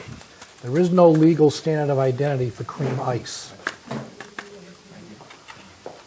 can call it sorbet if you want, and nobody's going to say different. That's correct. Well, no, you can't call it sorbet because sorbet, That's it? ices, tub slush are all non-dairy frozen desserts. A cream ice has some cream or dairy solids in it, hence the term cream ice. But it's not a sherbet. It doesn't meet the legal standard of identity for sherbet. Sherbet and stuck in my hand. But it would be more similar to a sherbet in that there are dairy solids in it. I meant to show you something else. I'll just do this real quick. I'll use this one. This is something else I came up with. This is the Rainbow Ice Maker. And with this, I can make, I can divide the tub, and I can make, say, lemon, cherry, and blueberry, red, white, and blue, Italian ice. And after I fill all three compartments, I pull this out. Now I've got three flavors in here, and when I go to scoop it, I go in a semicircular motion, and I've got a rainbow ice. People used to do this, you can make it out of cardboard, except cardboard is about as dirty as you can get and it attracts bugs. This is all stainless steel, and I manufacture and sell these. And I meant to do this prior, but what I'm going to do is not making the lemon, cherry, and orange, but I'm going to take this and the mango and something that we'll make this afternoon, maybe the third flavor, and we'll put it into the three compartments and let it freeze, and you'll see just how this works. It just adds another level of products that you can do. So, Steve, when you're if you can using- tilt that for me. When you're using this tri-level divider, are you making three different batches and then adding them? I'm not adding them later. I should have taken this right out of the batch freezer at the start and said, I'm going to fill up my first compartment with lemon. And then I'm going to fill up my second compartment with cherry. But I forgot to do it because I got busy. In between batches, you have to put this in the freezer. Yes. Yeah. Until I've got all three done. So the rest of my Don't be product... giving away my cookies. There they went. Okay, that'll be good enough for demonstration purposes, and we'll just tamp that down. And let me get some of the mango out, and we'll add that back in.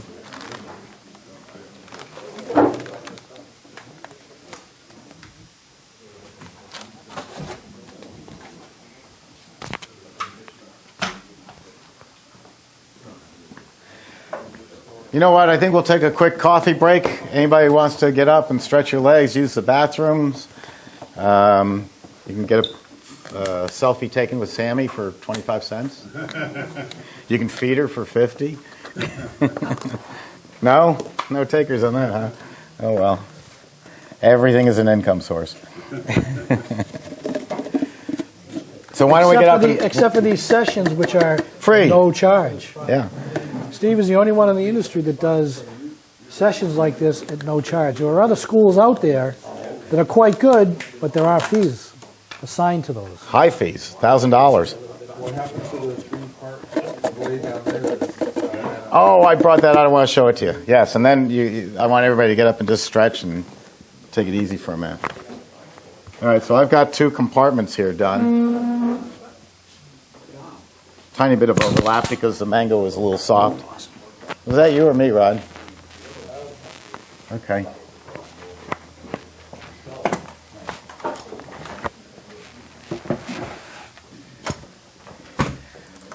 when you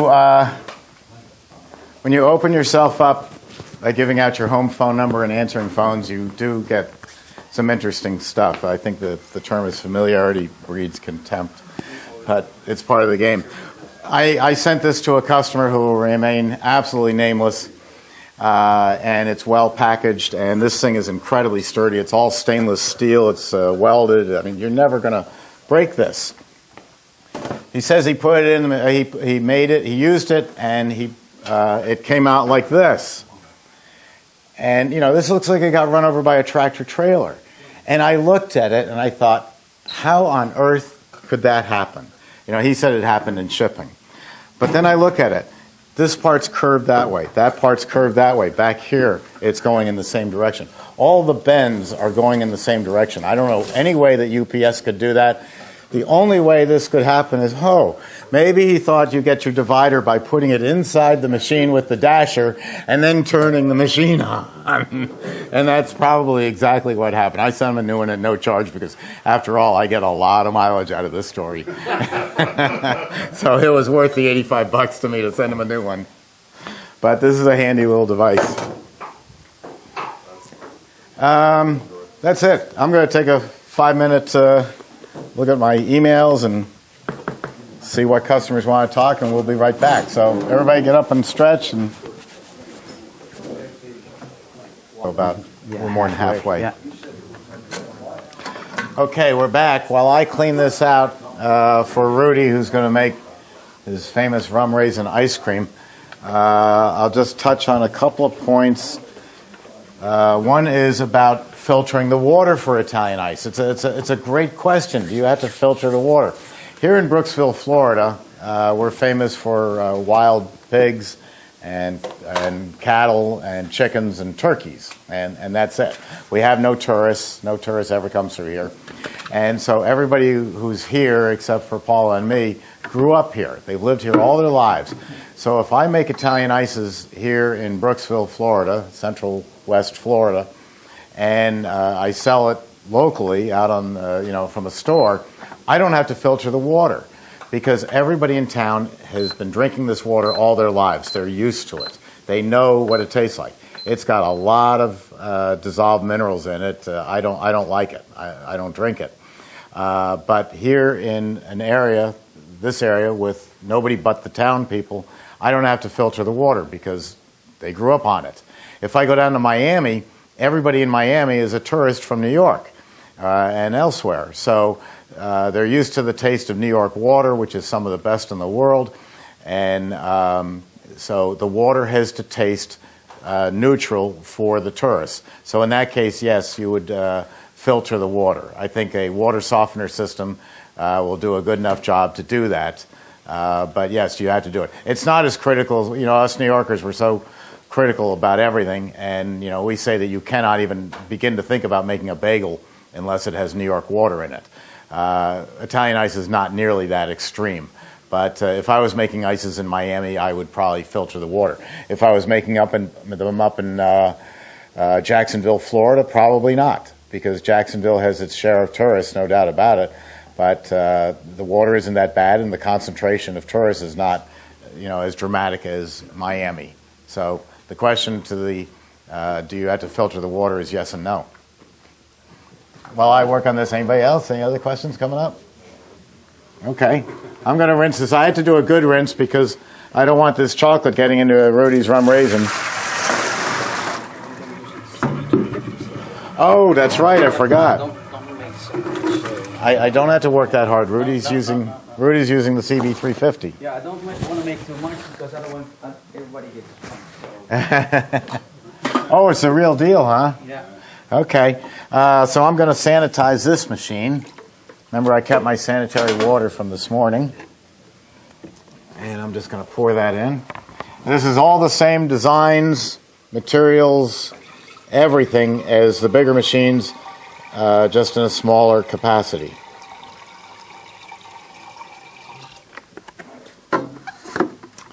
So I'm going to just turn that on, and I just want it to spin, so I pick any speed, and there we go. Use the guard. Let that go for a few seconds, and then we'll shut it off and drain it out and Rudy will be ready to go. This is an air-cooled machine. It has smaller compressors. As a 2-horsepower compressor. So that's a 3. Doesn't sound like much change, but that pumps out a lot of hot air. This doesn't. So this one only comes air-cooled. So the beauty is you don't have to hook any water lines up to it. It lends itself to a smaller operation.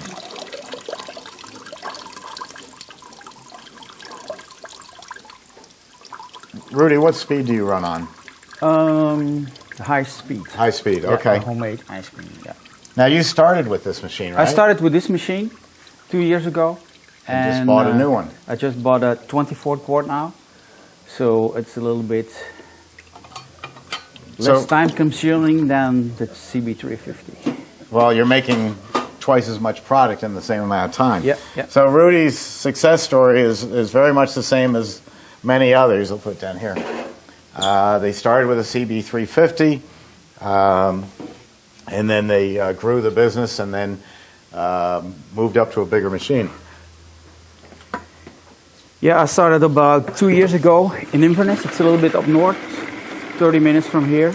And I started 2 years ago.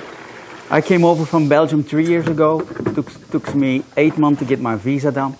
But, you know, you just cannot come to the United States and do nothing in my case because I come legally over here. So I have to start up a business. I was always in the restaurant business. But the restaurant, you know, it's a lot of work, a lot of time consuming. So that's why I decided to do an ice cream store. And it's related to food and stuff. So it's really fun. I started it up 2 years ago. And we're going in the right direction. Last year we grew about 34% in the business. Wow. And so we continuous, growing and develop new things. I try to do it maybe different than the other ice cream stores in the United States. I try to do it, I develop my own flavors. I use some Origin products also and iRice products. Most of the time, stuff out of the supermarket actually. And I experiment a lot. Not everything is working from the first time. Sometimes you have to, do it 5 to 10 times over before you have the flavor right. But it's fun to do. And it's also, the customers like it. They always come in and say, you have a new flavor, they try it out. If I make a new flavor, I always let the customers try it.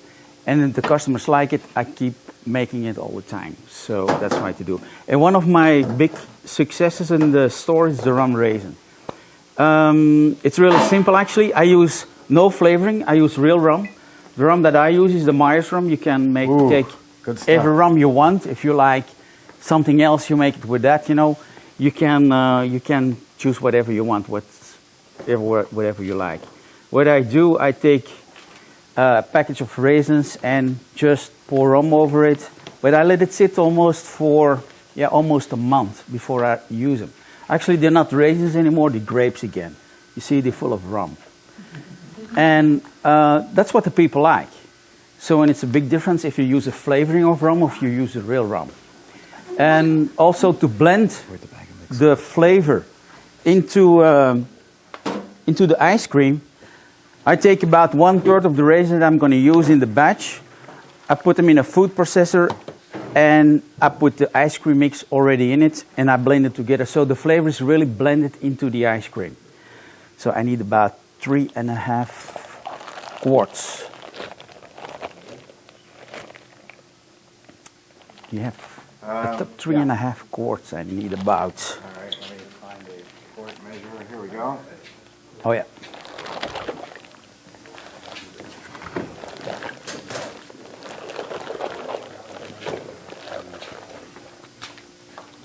You right with you? Yep.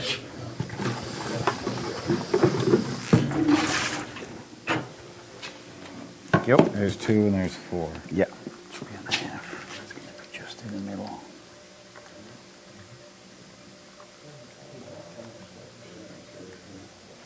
Around 3.5. Put it in here? I'll take it. Okay. So for the CB350, it's a 6-quart machine. I take about 3.5 quarts of ice cream mix. I put a little bit of the mix in the blender.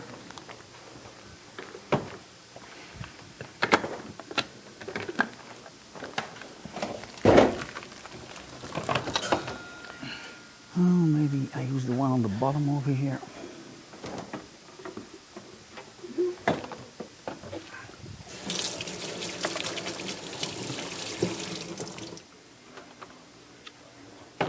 So when I blend the whole thing together,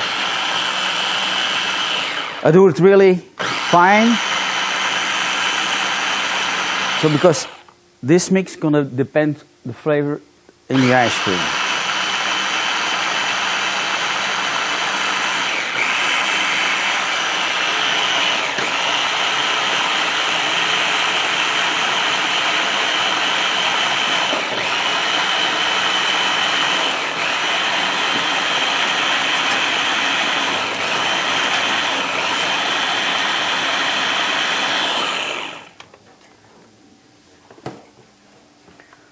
So when it's also the color, you know, it's not white anymore, it's a little bit tan, and this gives also the right color to your ice cream.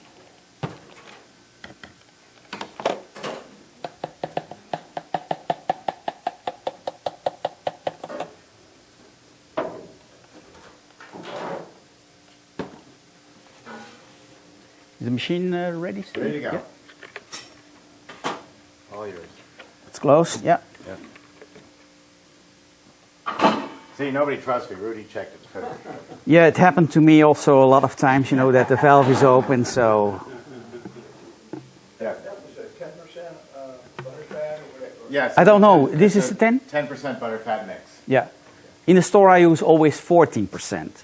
So it's depends what you want to use. So you pour the mix in, you pour this also in.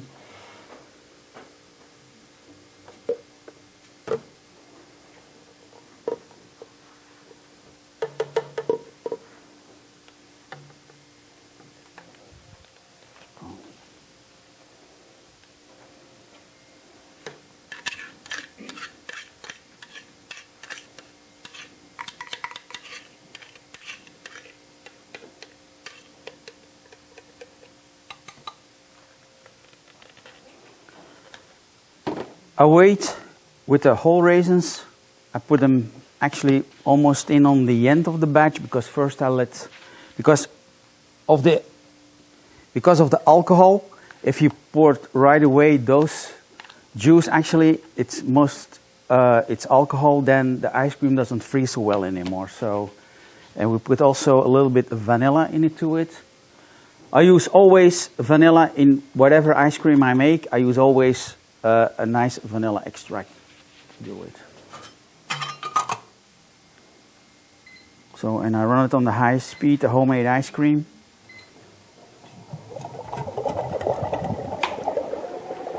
And I run it about 10 minutes, depending, you know, how much alcohol you put in, because with the alcohol it's going to take a little bit longer. I think before the batch is going to be ready, it's going to be maybe 13, 14 minutes to wait. So, no, it's just ice cream mix. I hate sugar. My ice cream is not sweet. So I try to use as less as possible sugar. I don't put sugar in it. I try to go really to the real original flavor. I know I'm from Europe, you know, in Europe we don't use a lot of sugar. Over here, like even the mango sorbet with the stabilizer that you use, it's really, for me, it's too sweet. I don't like too much sugar.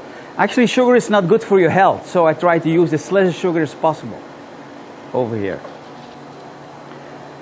So, of course, now we have to wait until the batch is ready.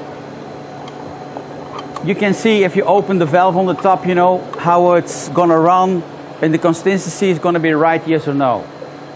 So, but it takes about 12 to 13 minutes with the alcohol in it because it doesn't freeze so fast, actually. So, Rudy, tell us about your business. What are your most popular flavors? my most popular flavors, I make my popular flavor. It's chocolate ice cream. It's a dark chocolate, and I use a Belgian chocolate for it. So I prepare my own mixes. I let it stay overnight, and then the next day I make ice cream out of it. And it's also not sweet, it's really dark. It has the real flavor of, the dark chocolate. And in the beginning I was using American chocolate, but for me, American chocolate, if you buy something in Walmart, I tried all different kinds of chocolate. It's more like wax. You can chew on it, it doesn't melt in your mouth. And that reflects, if you make ice cream out of it, it's really something really special, I think, and I don't like it very much. I try to use, in my store, I go for quality. I don't want to be the millionth and one ice cream store in a dozen. I want to be the only ice cream store in a dozen. So even if you come to my store and you eat ice cream inside of the store, I don't use plastic cups. You get a real stone plate and a real metal spoon to eat it. Wow. So, and that's what people like. Of course, if you want to have it to go, I serve it in a cup, of course. But inside my store, I do everything in fancy stove, glass bowls, plates. I do my own cookies, my own cones I make.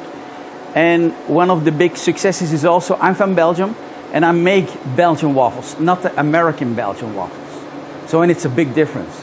And the American Belgian waffles, you eat it as a breakfast. A Belgian waffle, you eat it as a dessert. So that's the difference. And it took a while before my customers were knowing what I was doing, because, hey, waffles, you eat it. You're not open in the morning? No, I'm not. I open at 3 o'clock in the afternoon, but stay open until 10 o'clock.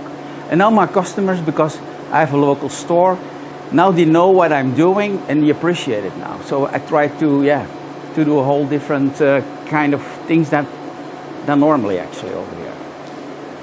Do you have a lot of employees to be able to do all that with the stoneware? I do it together with my wife, and in the evening we have a couple of students who help us out, because in the evening it's getting pretty busy actually. Yeah. In the evening we work with 4 people. So I open at 3, and we do most of our business we do between 6 and 10 o'clock. Until 10 o'clock people coming in to eat ice cream, and it's a nice combination with the waffles and the ice cream.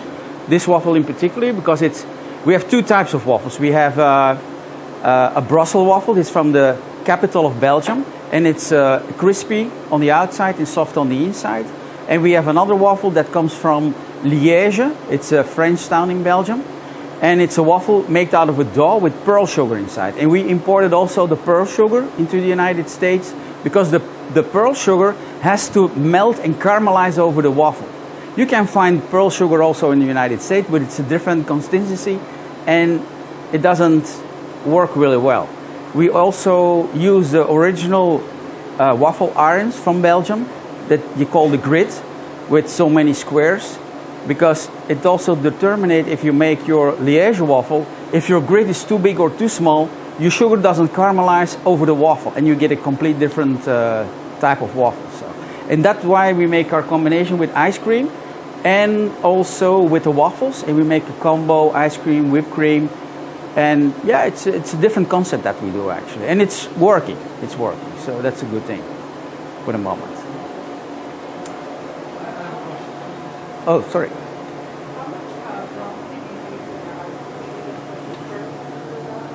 No, I don't think so. I had the same question when I started with alcohol flavor, because this is not the only alcohol flavor that I use.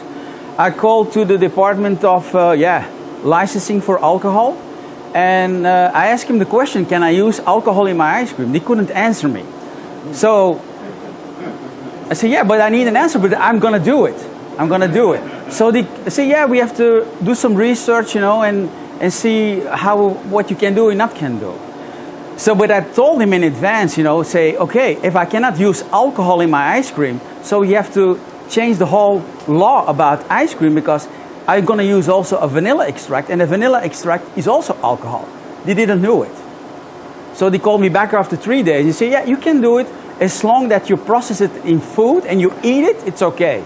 But actually, making a milkshake with rum raisin that's drinking, I don't think it's allowed. Wow. But I don't care. I do it anyway. Because I specialize actually in a lot of alcohol flavors. I make my own limoncello, and I put limoncello in the ice cream also. So, and I make a lot of ice cream with wine and chocolate and everything. So it's really a different type of business. So do you consider yourself an alcoholic? Yeah. Yeah, I need my alcohol every day. On a serious note, if you put some rum into the raisins before you blended them, Yeah. I marinate the raisins. I have a big jar at home. But in the puree that you used on the Ninja, you put that into... Yeah, directly. Add some rum to that. Yeah. Do you feel that affects the freezing time? of the ice cream? Yeah. Takes a little bit longer. How long are you freezing that? I think about 12, 13 minutes, I think. I have to freeze it. I think it's a lot shorter. I think you're ready. No, then I have to add first. Now I have to put some 4 ounces of alcohol in it, and the rest of the raisins. So now it's gonna melt again.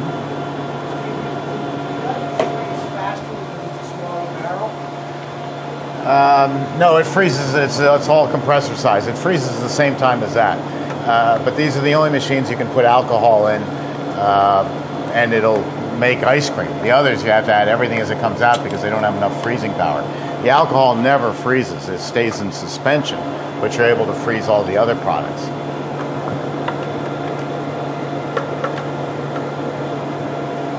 Looks nice. But this is actually the proof that you cannot talk and make ice cream. That's true.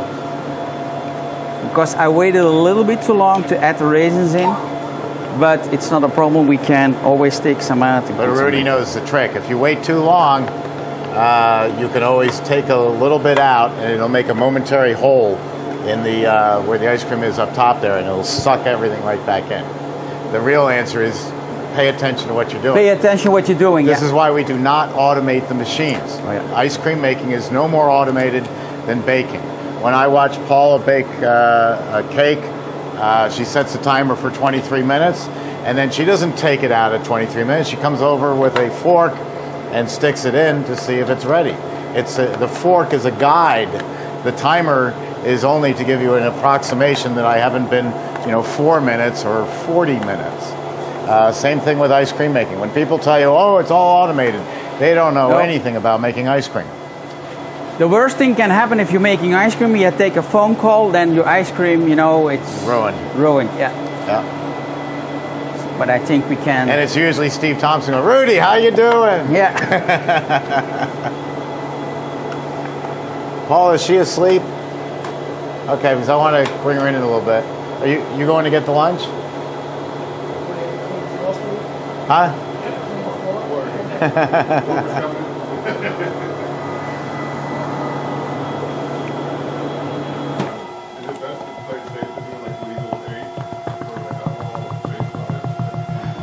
Oh, I would absolutely. It's not the age as is perception. Mothers don't like the idea that their 16-year-old can come into your store and buy alcohol ice cream. So you put, and the other problem you have is it costs more. So if you're going to do alcohol ice creams, put up a nice little sign that says, you must be 21 years of age or older. Yeah, I don't sell it on the rage. I'll tell you a little bit more about that. Yeah. Let's let Rudy finish with what he's doing.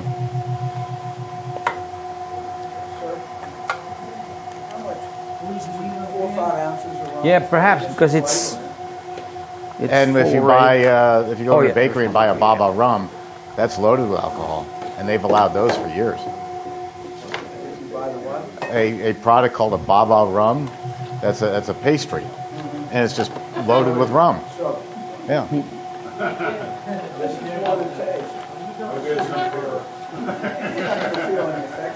No, but you try my Grand Marnier and you eat a pint of that. And yeah. How is it, Rod? So, Rudy, should we have everyone come up and try So now it? everybody has to try it, of course, yeah. Wonderful. Well, that's great. Thank you. This is from Barbados. Yeah, It's Myers. the Myers rum, yeah. That's the best And rum you on should see earth. also the ice cream. Normally I put it in a blast freezer for at least a night. Now it's a little bit soft. Yeah. Now it's a little bit soft because it's coming right out of the machine, and because of the alcohol in the ice cream, it's always a little bit soft and looks more like a sherbet actually. Yeah. I guess I won't give you all too much because I don't If want you you to fall blast asleep. freeze it, then it becomes, of course, more harder. But the thing what I do also, I don't use dipping cabinets in my store. I have a kitchen with the waffles, so I keep this in a normal chest freezer. And because I make my own ice cream flavors, each flavor have a different consistency, and that's why I use the rum raisin is going to be on the bottom of the freezer, and my chocolate is going to be on top of the freezer, because there's a big temperature difference in the bottom of the top of the freezer. So that's why I don't use a dipping cabinet. But if I use a dipping cabinet, yeah, then I have to put it really hard for the temperature for the rum, but then I cannot scoop my chocolate anymore. So I do it a little bit different. Yeah.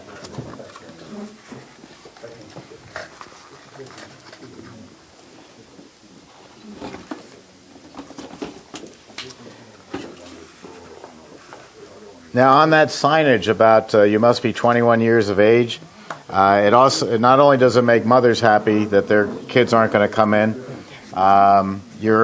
you can list your ice cream flavors that have alcohol in them underneath that because they cost more. And normally it's the kiss of death to have two price levels. But if you're selling a scoop of vanilla for $3 1/4, you probably have to get closer to $3.75 or $4. No, I sell my ice cream in my store. Including tax, it's about $4.05 a scoop. Okay. I sell my ice cream, yeah, because it's much more work involved, than just putting everything together in the machine. Yeah. So, especially with the chocolate, I prepare the chocolate first before I use it.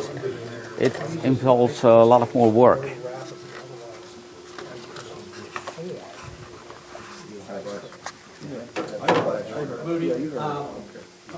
How much mix did you put in, what you get for a finished product? I put in 3.5 quarts of mix in it to get actually 6 quarts out of it. 3.5. Yeah.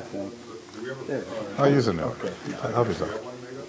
No, You want us- no, because it takes me it takes a lot of work, But this is something you have to figure out for yourself. Which rum you want to use, the alcohol content in the rum depends how much you're going to use, because the higher the alcohol content in your ice cream, it takes longer to make, but you don't get so much ice cream out of it.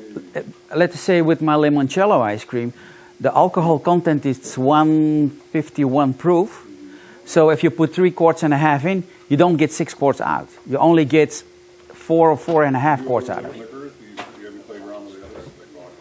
Yeah, I do wine. Wine. I have a dessert wine ice cream. And the bottle of wine, because dessert wine is really expensive, if you want to have a good one, it's already $25 for the bottle of wine. And I use caramelized salted pecans with it. So actually, if I put this on the menu, I don't make a lot of profit on $4 a scoop. So, but this is something, that you have to decide for yourself. You go for the normal stuff, or you want to do something special. That's the thing. You like it? Thank you.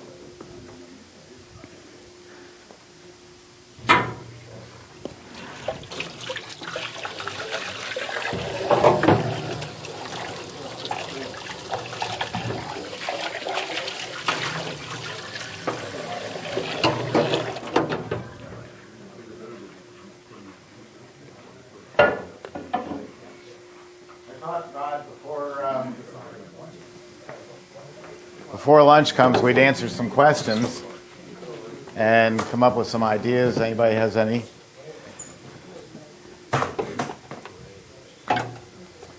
And then we're going to continue on this afternoon and make more products. Hey, Rod, you want to come on up? We're going to take people's questions.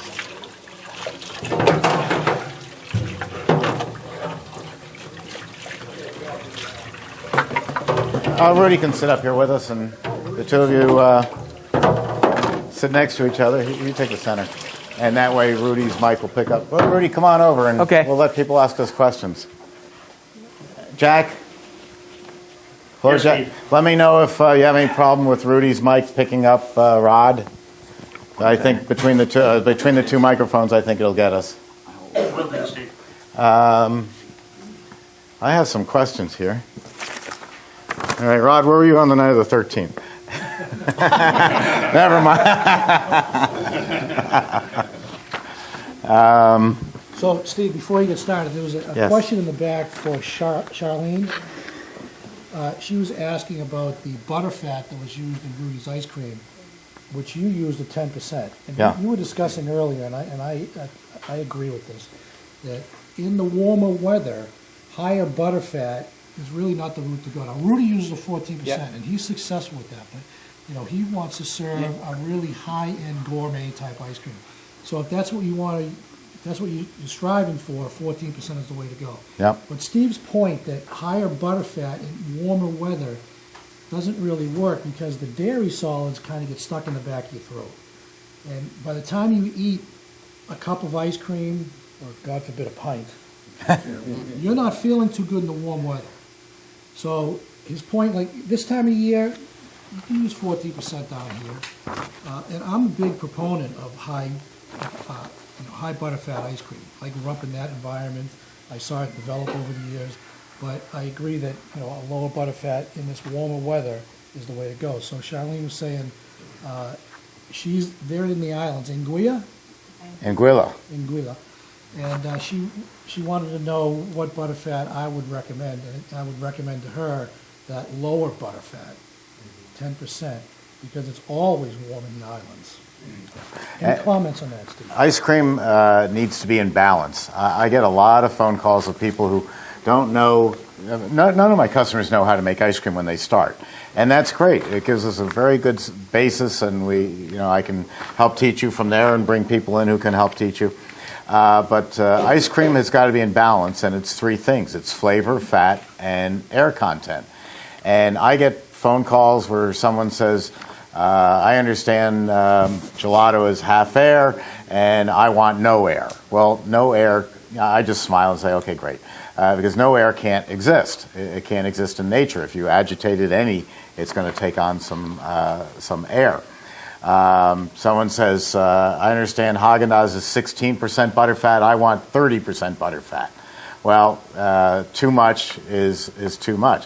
I did an ice cream once for Godiva, and they wanted a 24% butterfat chocolate ice cream. And we made it at the old factory in the Bronx, which was really a pretty seedy-looking place. And everybody ate the ice cream, and within an hour, everybody was ill because the bat and the stray cat died because they came by and ate it, and I think a few of the rats died too because they couldn't. Nobody, including the rats, couldn't assimilate that high of fat, 24%. Just because it's higher than Haagen-Dazs didn't make it better. Back in the day, Steve, when Steve Harrell was the guru of high butterfat gourmet ice cream, he went from a 14% to an 18% and then tried 20%. And what he found is that the higher the butterfat, yeah, it gave you a good rich product, but people didn't want it. Yeah. His volumes actually went down. So he went back to a 14% mix. And that's what made Steve's ice cream, which is really the foundation of gourmet ice cream, that's what made him successful. Yeah, and it's true because once I have the mix of dairy mix, and once instead of 14, they delivered me 16%. And of course you taste the difference, but it's too heavy, 16%. So it's You can actually always get higher. You know, the quality is maybe better, but you have to see what you are using. And again, I'll get to your questions. You have to look at your market. Rudy said something extremely important that sets him off from probably everybody else in this room. He opens at 3 in the afternoon and then goes into the night. So he literally is serving an elegant dessert. That's what his business is. He could change the name instead of ice cream to Elegant Desserts, and it would bring in the same crowd. He's not getting... it doesn't sound like I would bet at 8 o'clock at night you have too many 3-year-olds coming in to buy ice cream. They're going to be more during the day, let's grab a cone and go. Yep. And that's who you make a lower fat for and different products. I like to have something for everybody, so I wouldn't have, if I was doing a store, I would have the Cookie Monster, as well as I might have some tiramisu gelato. But you need to have a balance of products instead of just one product. I don't want to be. I'm a proponent of having whatever is going to sell in the market. So if I was opening up in New York City, I would probably have hard ice cream, Italian ices, and some gelato. But the problem with gelato that came along that nobody saw, everybody in Europe eats gelato because that's all they know, and the same with the flavors. I defy you to find someone with a 9-year-old daughter walk into an ice cream parlor and the daughter's tugging on mom's dress saying, "Mommy, could I please have a tiramisu?" You know, it isn't going to happen. They want Oreo cookie, they want mint chip, they want Cookie Monster, they want Superman. So I have those plus the tiramisu and the hazelnut if I had a store. That's interesting because, Steve, we've been around a long time and we've seen a lot of trends come and go. So gelato, this is probably the third run at the American market that I've seen since I've been around. And the Italian market spent millions and millions of dollars on marketing gelato in the United States. The maximum amount of volume they put out in the ice cream industry is they have 1.5% market share. That's it. Gourmet ice cream still rules the market. Gelato's great, but it's a different concept here in the United States. People don't understand it. Where you see gelato mostly is the casinos, the big restaurants, is really in urban America. You won't see it in rural America at all. But with all the money that they spent, with the Italians spent trying to get market share, 1.5%. But it's also, you should know, you know it also, I think, Rob, if you want to make real gelato lasts only for a couple of days, and then you have to run it again. Yeah. So how you can sell gelato if you make gelato and after a week it's still in your dipping cabinet? It's not gelato anymore, it's ice cream. Great point. If I ran this factory like a gelateria, that would mean I'd bring in about $50,000 worth of steel, and if I didn't use it in 4 days, I'd have to throw it out. Yeah. If I'm throwing out $30,000 worth of steel every 4 days, I'm out of business in no time. If I go somewhere, you know, and I see an ice cream store or a gelato store, I'm always going to buy something because I want to know what the competition is. And there are some fancy stores that sell gelato. I say, yeah, you make it yourself? No, we import it from Italy. So in the hell, how you can import gelato from Italy, sell it over here because you have to throw it away when it's here. But like Rod said, it was advertising. You know, you can push anything on the American market with enough money. And they were promoting gelato as being a low-fat alternative to ice cream. Well, when you lower the fat, if it's going to freeze in a machine, you have to raise the sugar. So gelatos have a higher sugar content overall from their flavors than they do than the fat. So yes, low fat, high sugar. It's just like yogurt. I mean, we saw yogurt come and go several times, and it just broke our heart because we knew where it was going to end up, and it's going there now. Is they're telling people, oh, this is a no-fat product or a low-fat product. If something is no-fat, then you have to still freeze it. If it's no-fat, it's almost an Italian ice. So you have to freeze sugar. And sugar is fattening. So the product may be low in fat, but it's high in calories. So they were kidding the public with that one. Yeah, So this is all interesting points, and I know we strayed away from the buttermilk Yes. and the ice cream, but the marketing trends out there continue to evolve, and we've seen the yogurt trend come and go, and most recently, of course, is the tart yogurt serve yourself concept, which has become a national craze, except in New England. What are there, like 3 of them in New England, maybe? But for every store they open today, 2 are closing. So that trend is going backwards. With all the chains that are out there, some of these are about to close up their doors. In the end, gourmet ice cream stabilized, increases slightly every year. But one of the biggest growth areas in this frozen dessert market is Italian ice. Believe it or not, we see 40-45% growth every year, at least since I've joined iRice. 40-45% growth in Italian ice. Amazing. And I'm personally taking a lot of claim for it. Steve should, because Steve was, I'm not going to say he was the founder of this because people obviously had their own recipes, but Steve's family and Emery Thompson promoted the Italian ice, what do you call it? Lemon ice.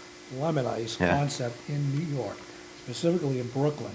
So they've been a big proponent and backer of ices since Moses. Since Moses. But the thing is, if you asked anybody about lemon ice,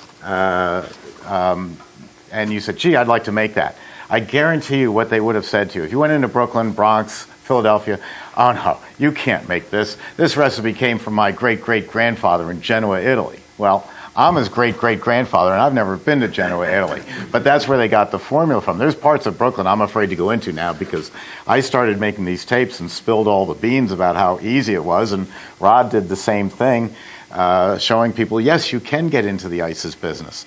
And I've got to get to two questions, but one thing I just wanted to say about ICES is one of my favorite things of promoting is you buy a machine because you found out it's not secret and it's not difficult. In fact, it's just downright simple.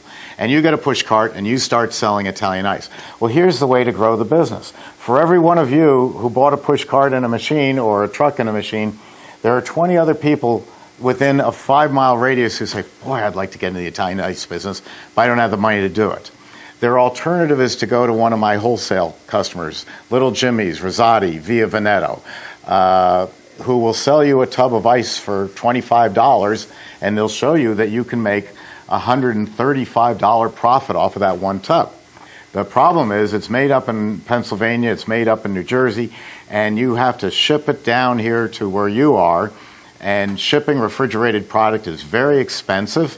They have minimum orders that are close to $1,000, so you have to go out and buy rental space to put it all in. You couldn't have enough Sears chest freezers. And the trucker is worried about the cost of diesel fuel, so he's carrying the Italian ice and green beans and frozen pizzas. So as soon as he leaves the business where he picked up the ices, off goes the reefer, the refrigeration unit. And he's driving down the Jersey Turnpike, the reefer's off, and the ice is starting to melt a little bit, the green beans are warming up, but then he turns it back on, and the green beans refreeze, and who cares, who's going to notice the green beans thawed and froze. Meanwhile, your Italian ice, no matter how you stabilize it, the flavor bleeds to the bottom of the can, so it's all sticky down there.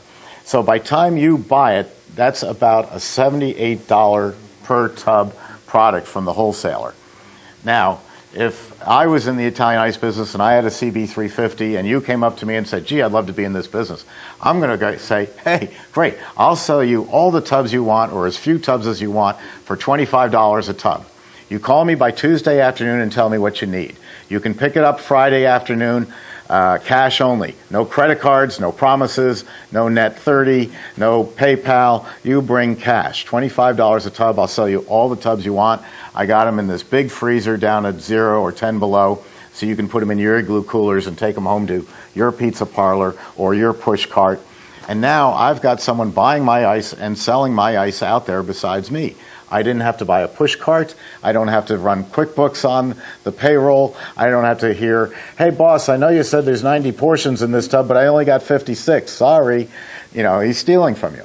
All you're doing is selling it to them. So in a year or less, you've got 20 people selling your product, and all you're doing is having them pick it up. Oh, and by the way, this is Prospect Park in Brooklyn. This is my territory. Don't come into my territory. If I find you in my territory selling ice, my ice, in my territory, I cut you off. So now you also control your market. And you've got 20 people working you for nothing. You had a question right here. Would you have to have a chest freezer, or could you just keep the ice in longer in the machine and then just put it in a freezer? You can't keep it in any longer, just like you can't keep a pie in the oven because the pie will be burned if you leave it in the oven. That's why it's called a batch freezer. We take a batch of ice out.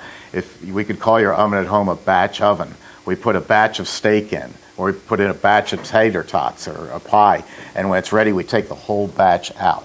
So it has to go somewhere. It has to go into your serving freezer, or it has to go into a chest freezer, or a walk-in room, depending on your business.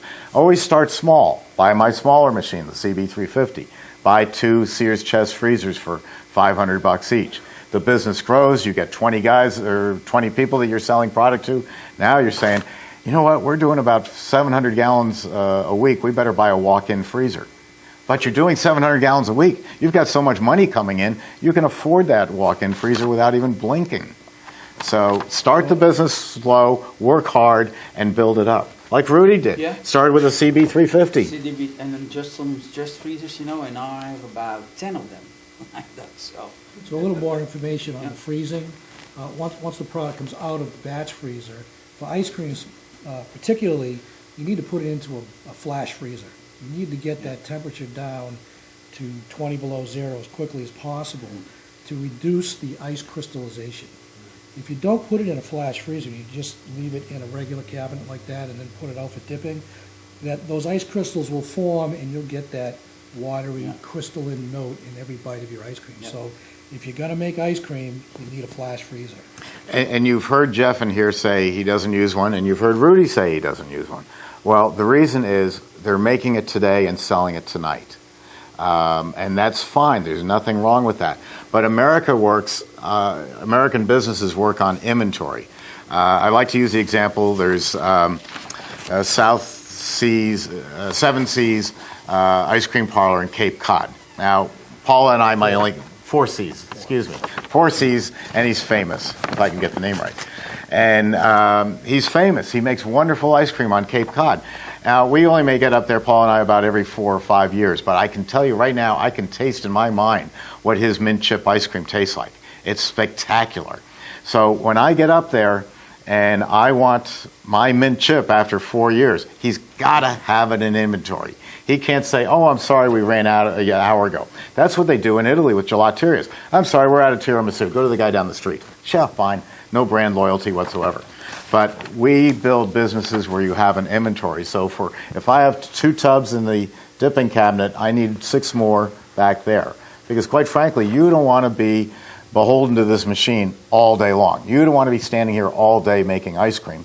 If you open up a second or third store, you got to make it, finish it, and get it in the freezer, and then people come and pull it out as you need it. So Rudy's not wrong, Jeff is not wrong, but if you have any desire to expand the business beyond the one store, or if your volume quadruples, you're going to need a hardening cabinet or a flash freezer. But what I do, instead of using the real hardening cabinet, I use the real small chest freezers, and they go below 25. Yes, but That's what I use. but you're But running, it's not going so fast. and you have how many of them? I have 6 of them. Your electric meter's going like this No, because they run on they're 110 volt. No, I know what you mean, but the thing is, because I started really small, and I use those chest freezers to harden the ice cream. But afterwards, I put them just in a normal freezer on the right scooping temperature. Right. And I use those small freezers because I do a lot of events. I use those small freezers on wheels to pull to the events. So in the beginning you make a combination, but now you're right. I'm on the point you have to buy a bigger blast freezer because I need it. Because the business grew. Business And grows, that's why, yeah. But that's how I started. But I used to do ice cream parlors 20 years ago, and I had to rethink everything because banks stopped loaning money.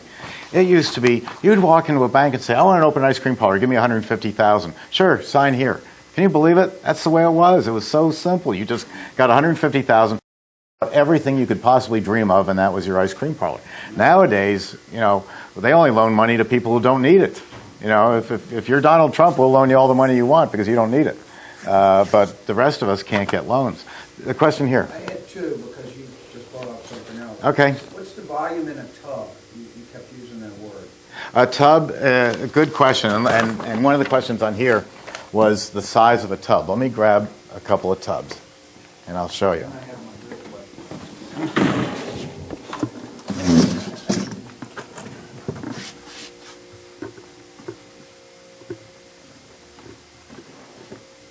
Okay, here's some tubs. And it's an interesting story of how we got to where we are. Ice cream, homemade ice cream is sold in 2.5-gallon tubs. Commercial ice cream, if you were to buy it from a big dairy, is sold in 3-gallon tubs. And Italian ice is sold in 3-gallon tubs. So why the difference? All ice cream was homemade ice cream. And the mix came in 10-gallon pails. And so you would measure out 2.5, 2.5, 2.5, 2.5 to make your product. So it was dependent on the mix, that if you put 2.5 gallons of mix in and you get 5 gallons of ice cream, thus the 2.5-gallon tub goes down through history. When commercial ice cream came out in the 1930s, they had to compete with all you homemade places. Breyers and Sealtest and Borden had to compete with you, and the salesman had to go out and sell commercial ice cream, which was not anywhere near as good as homemade. But they would say, hey, guess what? I'm going to give you a 3-gallon tub for the price of 2.5. An extra half gallon at $1 a scoop. Look how much money you're going to make for free. And so that's why the 3-gallon tub came along. As far as looks, they're both the same diameter, but this one tapers and the others go straight down, so you couldn't tell the difference. Either one is fine to use. Italian ice people primarily use 3-gallon tubs. The freezing time takes longer, almost double what ice cream is, and our source of how much we're going to use is the sink and the sugar. So we can easily adjust up. You can't adjust up an ice cream formula very easily from 2.5 to 3, but you can adjust the sugar water by just raising more water and more sugar and more flavor. So the wholesalers in Italian ice pretty much use 3-gallon. The homemade ice cream use 2.5, and these are reusable. They're good for about a year and a half until they start breaking up. But if you sell to a restaurant and you say, okay, I'm going to bring them in these plastic tubs, and you just stack them up somewhere and I'll come up and pick them up once a week. Restaurants don't have the room in the kitchen. The chef is no way he's saving your tubs. They're going out into the dumpster. So for that kind of wholesale business, you go to a cardboard tub, which, you know, on a yearly basis, this is going to cost you more, but you can deliver this to your Italian ice people wholesale. Yay, lunch. You can deliver this wholesale. You can put this into a restaurant and all they do is crush it. Here's another version of it that's octagonal. Steve, would you recommend a square container like that in an ice cream freezer? A square container, if you've got a 16-hole dipping cabinet that holds 16 flavors that are round and they're neatly divided, if you put square in, you can get 20 flavors. So you can get 4 more flavors. But they always look sloppy. But what about airflow? Oh yeah, it kills the airflow too. Kills the airflow. But it around the One tubs. to that is these octagonal or round tubs provide airflow around the ice cream, so you have uniform cooling or temperature in the product itself. So you don't get that with the squares. I own this giant empire of a business. That's right. I couldn't figure out how to put this together. I had to turn it over to our packaging guy to put it together. So they really look cool. This is made by Nijus Containers. It looks really cool, but he said it was a nightmare to put together. But it's octagonal. It's cool. So you can Google Nijus online, and they actually sell direct. Which is good. So Although most distributors who specialize in this business will handle those. You can get them direct. Of course, the volumes are a little higher than what you could buy from distributors. You had a second question. This ice cream that we just ate, you put it right in, the consistency we had is, if I go to your store, No, it's going to be an ice cream. An ice cream, yeah, because it's coming out of the We machine. just happened to get it in Yeah, a and soft ice cream. You have to blast freeze that one because it's no good if it's coming out of the machine. Gotcha. It's too soft. No, That's all right. it's too soft.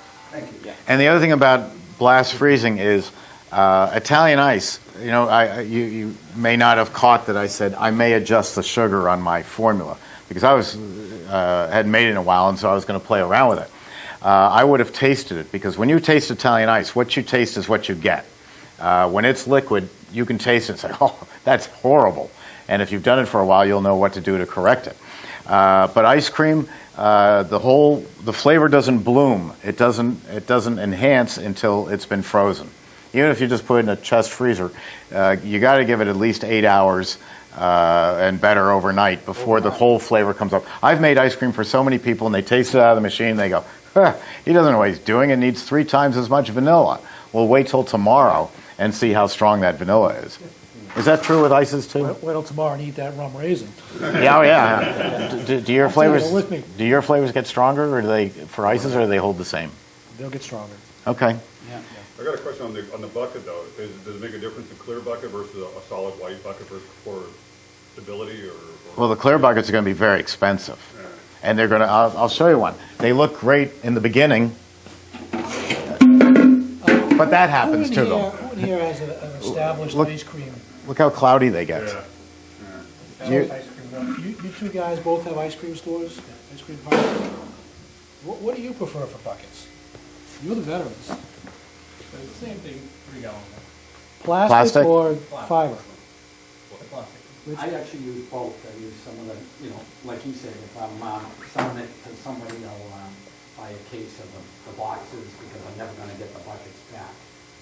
And, But in your own store, you prefer the plastic I because they prefer last plastic. longer, and in the end, right, in the long run.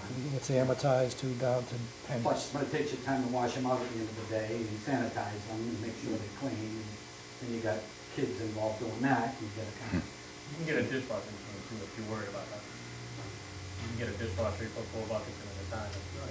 Will they last as long if you put them in a dishwasher as opposed to hand washing? Yeah. I mean, I've got 500 buckets. And See, I don't have an ice cream store, I'm just an ingredient guy, so. And I don't have one either. Anybody else, or should we have lunch? Oh, there's a question in the back. Yeah, should we say?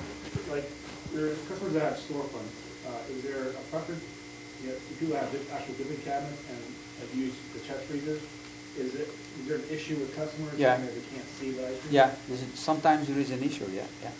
What way would you go? Oh, you don't, they can't see it. People don't see my ice cream, I just have a normal counter, because I do the combination with the waffle, so you have to order on the counter, and then, I scoop my ice cream in the kitchen. And the thing is also because I don't use colors in my ice cream. So if I put my ice cream in the dipping cabinet, it looks from white until brown. I don't have green, purple, yellow, whatever color. I don't have it, so it doesn't look nice. But it tastes better, but it doesn't look nice. Be right That's back. one of the reasons I don't have a dipping cabinet, because it's gonna look all the same. Like the rum raisin, it's tan color. Vanilla is white. You go to chocolate. I have an ice cream called Belgian cookie. It's also a little bit brown. It goes, it's not looking nice. So again, that comes down to the marketing of your The marketing product. of the product, yeah. What works for Rudy may not necessarily work Yeah. for the next guy.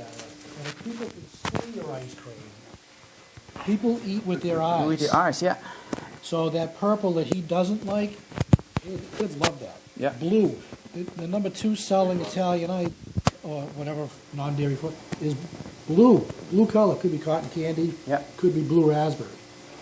So, The thing is Right. also, and it's Show true stealer. what Rod says, because I do a lot of events. I do every weekend. I do big events, and actually I was against shaved ice.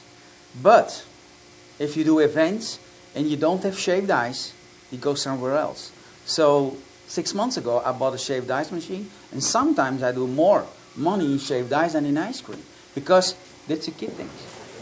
And the more color they want to have color. That's the thing. So I was always against it, but after a while, if you see the kids running around with somebody else's shaved ice, so you say, yeah, I have to do it. I just wanted you to see my lapdog because the last time she was on TV, she was about 8 weeks old, and I can hold her in 2 hands. Now she's 7 months, and I can still hold her in 2 hands.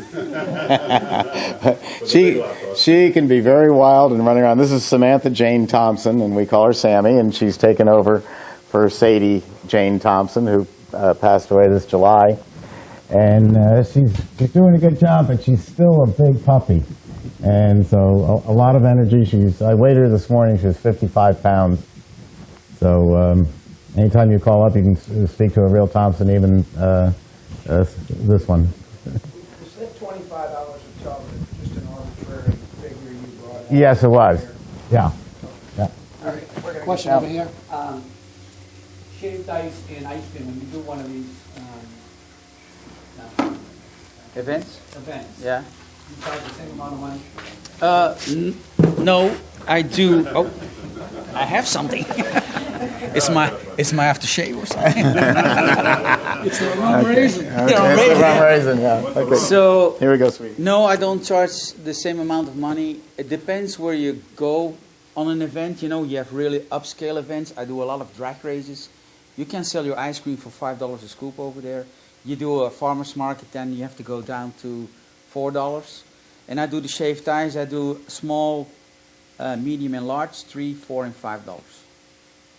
And that I keep it always the same. But the ice cream, yeah, sometimes you have to change your price depending on the event. Sometimes I do an event over here, and the kids, they come, oh, is this for free? I said, no, it's not for free. You go, I do a lot of events out of state, in Texas and Georgia. Kids pay with $100 bills over there. So let me say this before we break.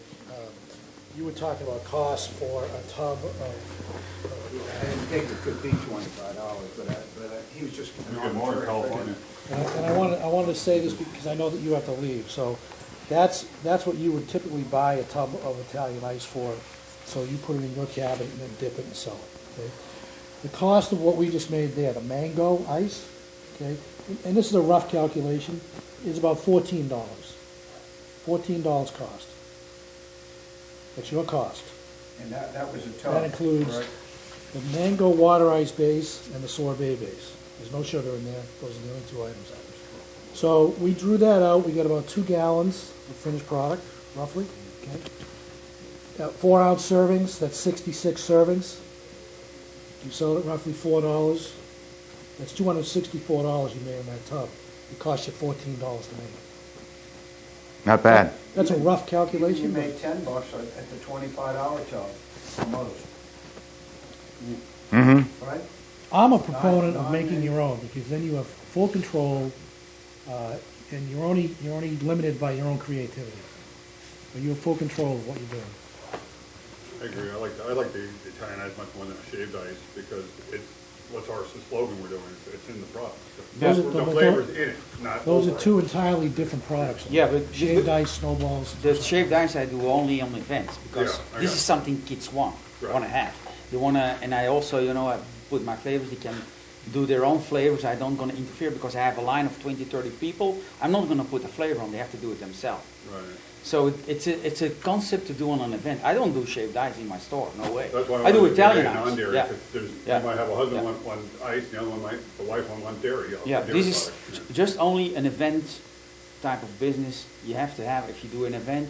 It's a nice supplement to your ice cream on an event, and it sells. But I do it only on events, not in the store. I don't do shaved. We're gonna break for lunch. There's sandwiches over there, sodas, water, coffee. Help yourselves. Yes. All right, Yeah, we're not ready to sure. make some more product. Yeah. Rod's up. So what are we making, Rod? Are we on? We're on. Your mics are on. We are on. So I hope you all noticed that while Steve is talking Yakking and away. making and talking, I clean. Yes. It's okay to clean. It's okay to keep things clean. In fact, it's better. Okay, so for me, that was and this floor. Like right now, I want to get out a mop. Yeah, take it's pretty care of this. awful. But I created a lot of that. So Okay. okay. So what are you gonna make now?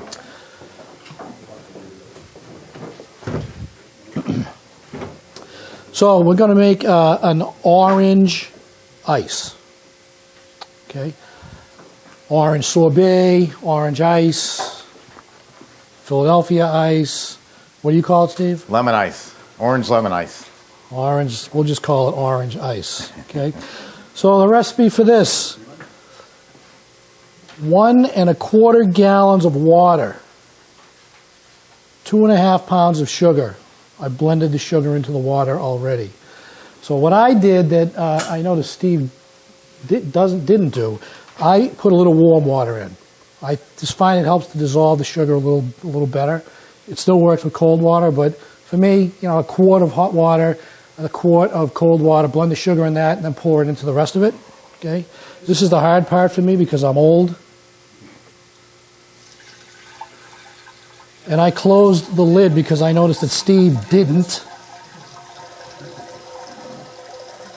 I'm not saying he did that on purpose, but hey, I've known Steve for a while.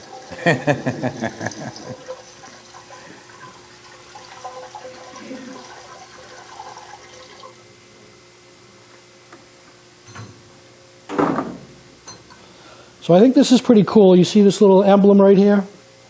This is new on the Emery Thompson machines. Is that new this year, Steve? The ET? Yeah. Oh, we've had it for a few years. A few years. Yeah. So I've seen the evolution of the Emery Thompson machines, and I got to tell you honestly, that's the first time I've noticed it. But when I see that now, I just think of Super Steve. Yeah, it does look like that, doesn't Right? it? Yeah. That's okay. So this time I'm going to lift up this little lid. Oh boy, Steve, you got cookies in the orifice. So I blended here, and you don't have to blend it, but I did it, 1 quart of Supreme sorbet base.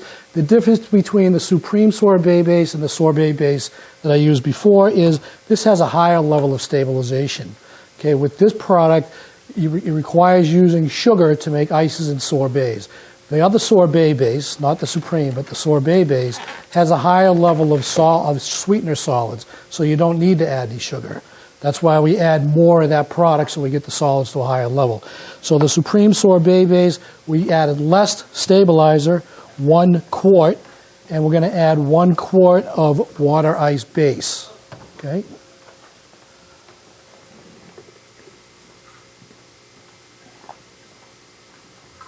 And you can see it glopping in because there's a stabilizer in there, and the stabilizer causes that gelatinous look.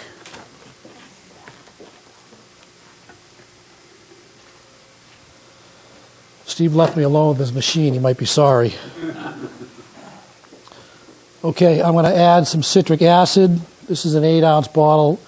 I'm calling for 3 ounces. I'm going to eyeball this.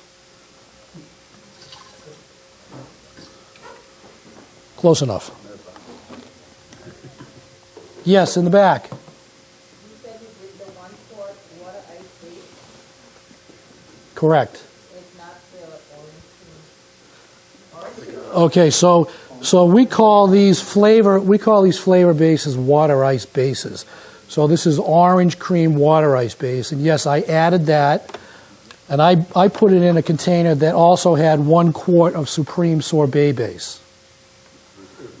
So the sorbet base is the stabilization system that will give you that soft, creamy texture and allow it to scoop at the same temperature as ice cream. This is your flavor system, orange water ice base. This can also be used to make ice cream or actually flavor anything. You can use it in bakery. So you can use this to make a sherbet. You can use it to make orange ice cream, orange soft serve. Okay. So as far as I'm concerned, I have everything in here. I'm going to hit begin and I'm going to hit Italian ice, and I'm going to hit start. And because I know this machine now, I'm going to turn on the refrigeration. Now Steve's been calling for about 15 minutes, but we know we've been getting less than that, so I'm going to go to 12. I'll bet that's going to be just about right. Say again?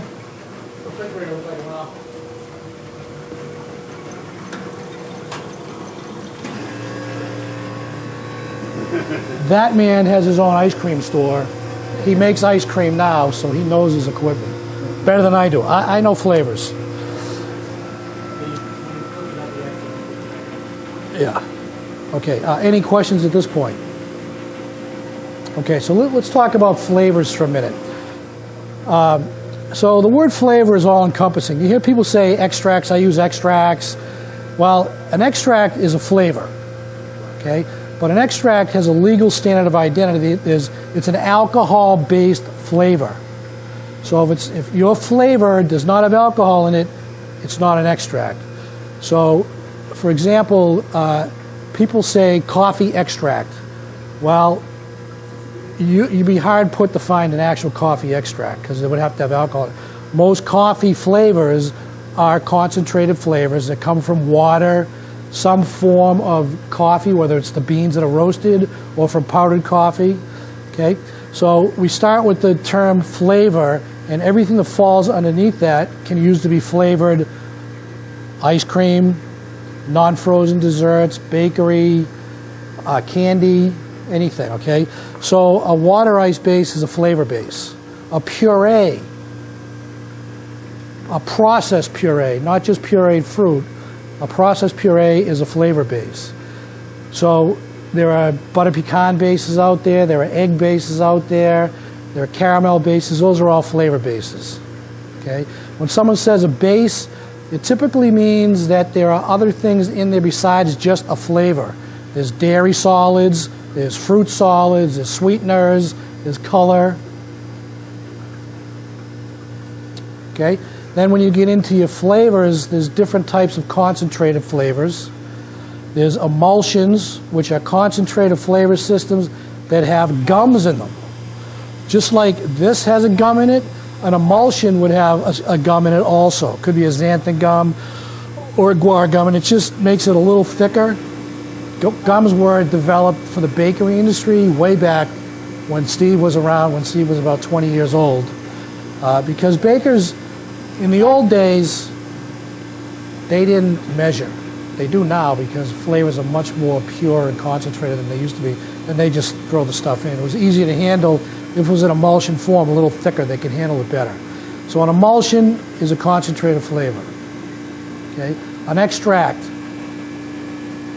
has to have alcohol in it. So vanilla is an extract. Pure vanilla, twofold vanilla. But then there's artificial vanillas that don't necessarily have extract. Those are flavors. I'm throwing a lot at you right now, but I just want you to understand that flavors are all encompassing. Okay?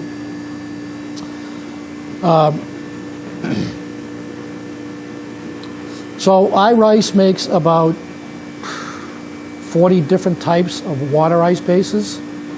Water ice bases can be used to flavor anything, including ice cream. Okay, everything from apple to watermelon and in between. We make some sour products, sour apple, sour watermelon. You can actually make your own sour Italian ices by just increasing the level of citric acid to a level that you consider to be sour enough for your customers. Of course, remember that the Italian ices are, well, they're sold to different generations, but the sour end is for the kids. Sour, tart, a lot of color, kid stuff. So what are the big sellers for the kids side? Pink, it's about the colors, it's not necessarily about the flavors. Pink and blue are your two biggest sellers. And blue, 10-to-1 over anything else. Okay? Any questions? One thing about Italian ice flavors, and it's a touchy subject, but it's a very interesting subject, and that is if all of you walked into my office and I had to guess what's your favorite flavor of ice cream, I couldn't do it. So I just have no idea. Everybody's such a broad spectrum. Italian ices really fall into ethnic backgrounds, which has a tremendous advantage because if you're going to go do a certain festival, you can know in advance what's going to sell. I've said this before on the videos, but it's important because I'm talking about it strictly from a business standpoint. If you're Italian, you're probably going to order lemon ice. That's the most common flavor amongst Italians. So if you're Jewish, it's probably going to be chocolate. If you're Hispanic, it's going to be one of the coconut flavors. If you're black, it's going to be a fruit flavor. So what that means is if you're doing the Puerto Rican parade that we have in New York every year, don't bring chocolate. It's not going to sell. If you're doing the Feast of San Gennaro in Little Italy, you don't have to bring coconut Italian ice. It isn't going to sell. So you can literally look at what you're doing and say, this is what will probably sell here. If you're a Presbyterian like me, you form a committee to make the decision for you because Presbyterians only know how to make committees. But it's being an ethnic product, like let's say also if you're doing, I think I mentioned this morning, in arts and crafts, sculptures and things like that. Don't bring cherry Italian ice. Don't bring mango Italian ice. Maybe mango, but don't bring the flavors like that. Bring kiwi. Bring you said sour apple would be a great one to do, and charge more for it because it's a whole different clientele that you're selling to. When I walk into a restaurant to sell them Italian ices, again I change the name to Sorbet, raise the price, and it isn't going to be lemon sorbet anymore. It's going to be, it's not going to be lemon ice. It's going to be lemon twist sorbet. So you're taking the same product and remarketing it, which is kind of fun, but also unlike any other food that I can think of or any other beverage, you can know in advance what's going to sell. So that's a fun point that Steve just mentioned is, you can add anything you want to ices or to ice cream. Now, again, the misnomer that sorbet is not a non-dairy frozen dessert, it's something different. It is a non-dairy frozen dessert, but it is perceived as a higher quality product. So if you want to add, just add some fruit, like on this this orange ice. The recipe I had here called for a zest of an orange, but Steve doesn't have any orange trees out back, so you're going without. But I would just zest one orange into this batch, just throw it in there. Just gives you a little bit of texture and it actually gives you a little bit more flavor. Okay. Same with the lemon. Lemon is big. Lemon ice is probably next to mango the biggest selling ice out there. Oh yeah. And bigger in some markets. Yeah. Italian market. I love the zest in a lemon. It just gives it a little more of a kick.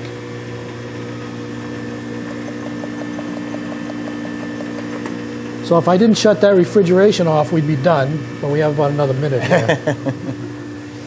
How about equipment questions? Anybody have any ideas about that, or where to buy dipping cabinets, tubs, anything like that? Yes. Is that the smaller one, does it come with that stand, or does that stand itself? The smaller one, does it come with the stand? No, the stand's separate, and there's everything I do has a reason. Sometimes they're pretty strange, but there are reasons. You can put this thing, shipping weight is 308 pounds. And we're not putting lead weights or bricks in it. It really is a solid piece of equipment. Probably weighs about 270 when you get it shipped, and it'll go on a table like this or any sturdy table. I designed the stand, or I didn't design, my engineer. I stand in the shower in the morning and I think up insane ideas, and then I come into work and everybody goes, "Oh no, here comes Steve with another idea." And then by the afternoon, the idea is off the drawing board, and we've got the first one of them. That's how fast we work. We designed this for a couple reasons. One being a pyramid design makes it wider at the bottom and makes it more stable. So you're not going to knock the machine over if you put it on a small table. But the real reason is if I stand up really tall like this, I might measure out at 5'8". So that means the NBA is not going to pick me for playing basketball. What it really means is when you put that machine on this table, all day long making ices, I'm reaching up over my shoulders to pour the product in. That gets very exhausting, very tiring, tough on your muscles. So by lowering the table down to someone of my height and an awful lot of women, it's now here. This is a lot easier to deal with than here. So that's the reason for the stand.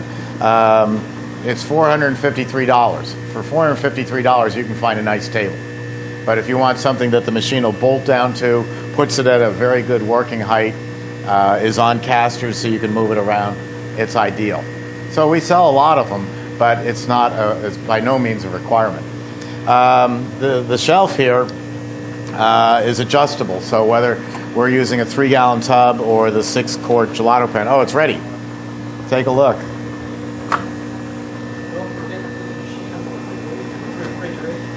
Yeah. Rudy, what would he do without us? Rudy, I was in the rum just before this, so.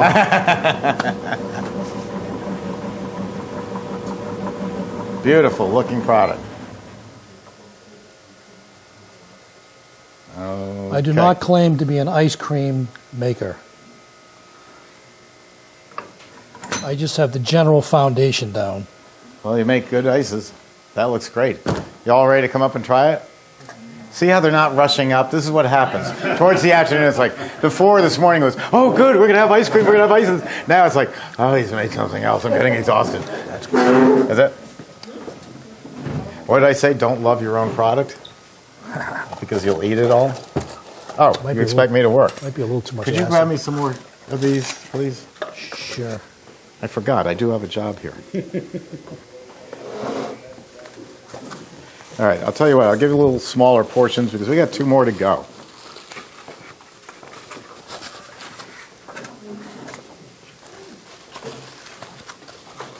So you do the same thing also in ice cream, and just normal ice cream with some just from orange. Taste the flavor of that. It's got that little bit of a cream note to it. I love it. Yeah. This is not so sweet than the one they used before. I had a lot of acid. Oh, that takes away the sweetness. Right. I never used acid in one of my ice cream. You should use it in all your fruits because again, when you're using fruits, you're driven off the natural acidity of it. So it just gives it a little pop, that natural pop. Try it. Try it. I buy my stuff with commissary supplies. So Yeah. the- Oh, they're one of our largest distributors in the country. Rod's over here. I just have an order in on Monday, otherwise I should order it also because I never use it. Rod's over here talking about citric acid, and I have to tell you a quick story about citric acid because in the old days, everything with me is in the old days. iRice has citric acid, other people had citric acid, but you could actually go to a pharmacy. You could go to CVS, and you could buy citric acid powder and make your own citric acid. I tried doing that a couple of years ago down here because I needed some in a crunch and I didn't have time to bother Rod to send me down some. I went to the pharmacist and I said, I'd like to buy some citric acid powder. Holy cow, you would have thought I was asking to murder someone. They said because citric acid is also used to cut crack cocaine. So they don't sell it anymore, not in a powdered form. Now, what are you making next? We're going to make Old World. Oh, yeah, Old World. Lemon, because this is Steve's favorite. I don't want to make lemon. Steve told me, don't come unless you're making lemon. Right. Now, What's the price of this one? Price for the top. Okay, approximate costs. I'll wait till everyone's settled because I know they're all jacked up on sugar right now. yeah, they are. All right, folks. So approximate cost on this. I used a rough calculation of $4 per quart on the ice base and $4 per quart on the sorbet base. You got sugar in there like 50 cents a pound, citric acid 3 ounces, got called for 50 cents. Got a little bit of water in there, 50 cents. So $9.75 to produce that 2-gallon tub. 2.5.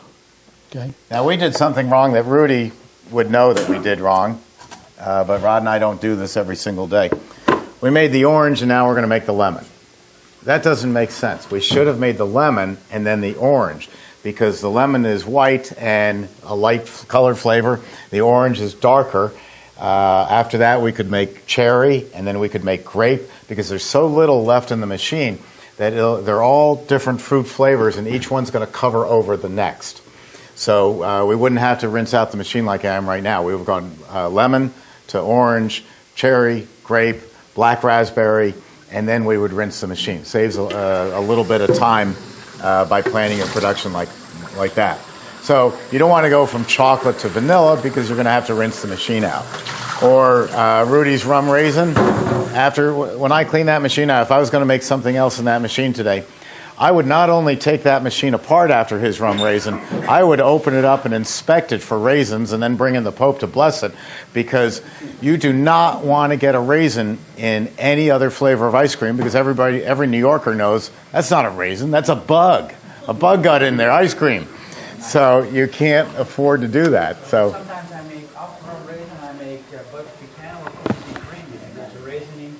That's homemade. Exactly. Rudy's exactly right that if you do get a raisin in your butter pecan, your clientele, except for New Yorkers, your clientele knows, well, that's homemade ice cream. And there's nothing wrong with that.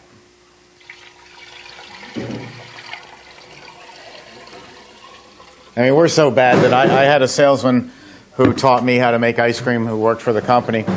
And vanilla ice cream down in Philadelphia, they like it with little specks of bean in it. So it's a white field with little specks of bean. And he's just sitting there smoking away. Everybody smoked back then. I said, so how do you get the little specks of vanilla bean, little specks of that into the ice cream? Here, it's no problem at all. And I go, We've come a long way. Chocolate used to be called the garbage ice cream. You would make that last because it had everything, including the kitchen sink in it from previous batches. Now, chocolate is so expensive, you set apart a separate day and hour to make it. Yes, absolutely. I love the Ghirardelli. There's also Weber has chocolate. Bensdorp. Chocolate is very subjective. Paula, my wife and office manager, won't eat chocolate unless it's 85% cocoa. It tastes like chalk. It's horrible. To me, M&Ms are the be-all and end-all of chocolate. You know, that's the greatest stuff in the world. So He's so sophisticated and suave, isn't he? Yeah, suave and debonair. But that's the thing. Chocolate is so subjective that's the one flavor where you can't too much rely on your customers because you'll never be able to satisfy everybody. That's why some businesses will have 2 or 3 chocolates, 2 or 3 different types of chocolate, because there are so many different variations on chocolate. Steve, do you have a smaller measuring device, something that'll do like 16 ounces or? 16 ounces? Rudy and I had it earlier. Rudy, what'd you do with that? Here it is. There you go. Will that work? Hey, that won't hurt anything. Oh, so you see, Rod made me have to go to this extra work. Sorry, Steve. But there's hardly anything in there, but because it was an orange, you've got the orange color there. And now we're ready to go.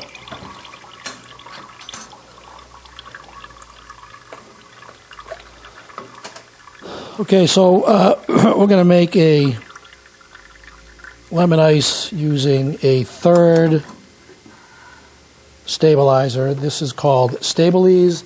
This is the most highly concentrated liquid form of stabilizer that we produce. So the recipe on this, 124 fluid ounces of water,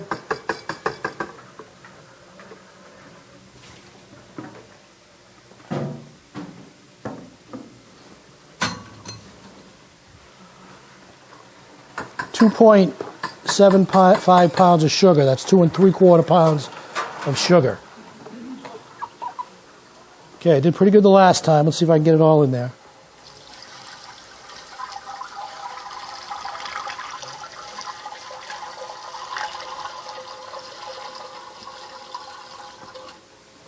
Rudy, are you watching the time you have a store to open? No, my wife's going to open the store. Oh, okay. 6 fluid ounces of Stabilize.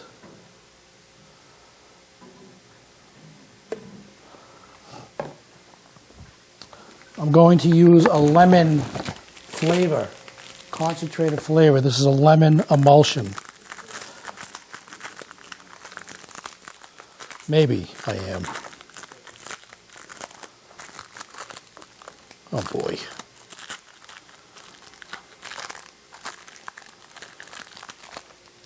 Huh. Can always use a knife if all else fails.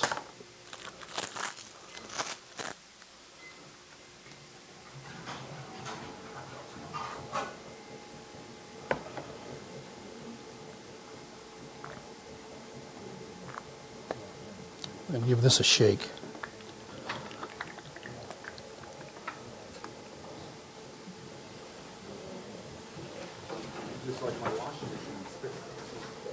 Because this doesn't go to 1.5 ounces, I'm going to eyeball it. How did I do last time with the acid? Was that okay?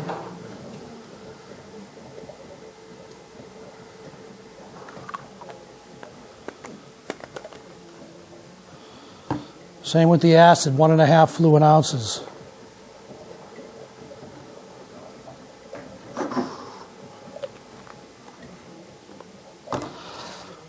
And to this, we want to add a little corn syrup. You can get corn syrup at any bakery supply house or probably your local distributor.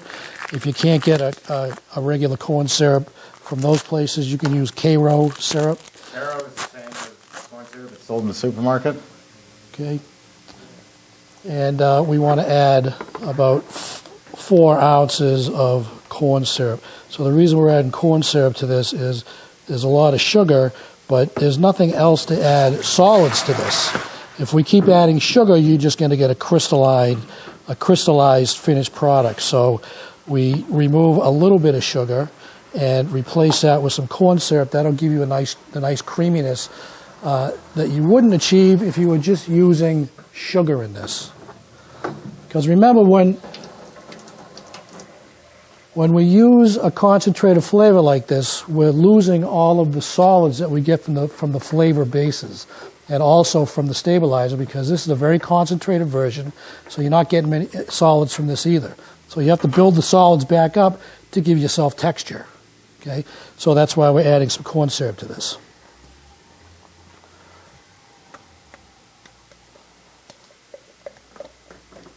Just to mention again about solids, you have to have something to freeze. So you're either freezing sugar or you're freezing dairy product. If you made a home recipe for ice cream, this is the secret ingredient that's missing. This is skim milk. And so that we don't add too much liquid to the product, we use non-fat dried milk. But heavy cream is the highest in solids. So if we take heavy cream and remove all the fat, then we have what's called skim milk, or a product that is milk solids but no fat. They call it milk solids, not fat. So this is a secret ingredient in ice cream. It's loaded with solids, skim milk is, but no fat. So if you want the greatest dairy product in the world to eat, it's skim milk. It has all the good stuff without the fat. And so that's how we can raise the solids level in ice cream without having to raise the fat level. The dairy already puts that in there for you. So what I've done is I've showed you 3 different ways to create Italian ice, Philly water ice, sorbet. Okay, 3 entirely different ways of making it using different forms of stabilization. The important thing here is that you need to have stabilizer in your ices. Unless you're going to serve it that day, the old New York style, which is to put it in one of those little white Dixie cups, throw it in there. Okay, but that's going through to one day.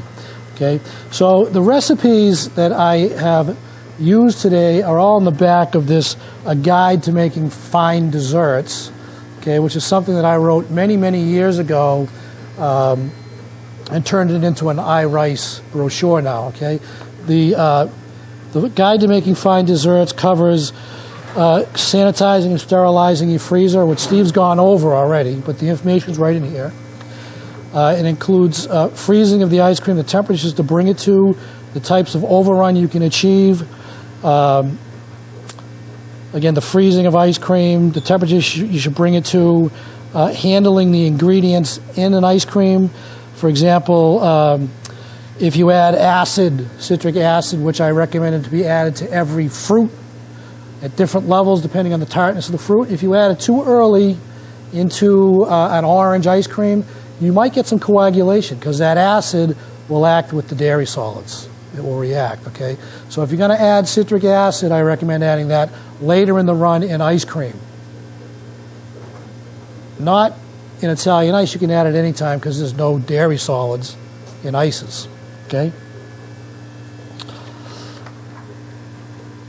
Okay, cleaning and sterilizing, which we've talked about.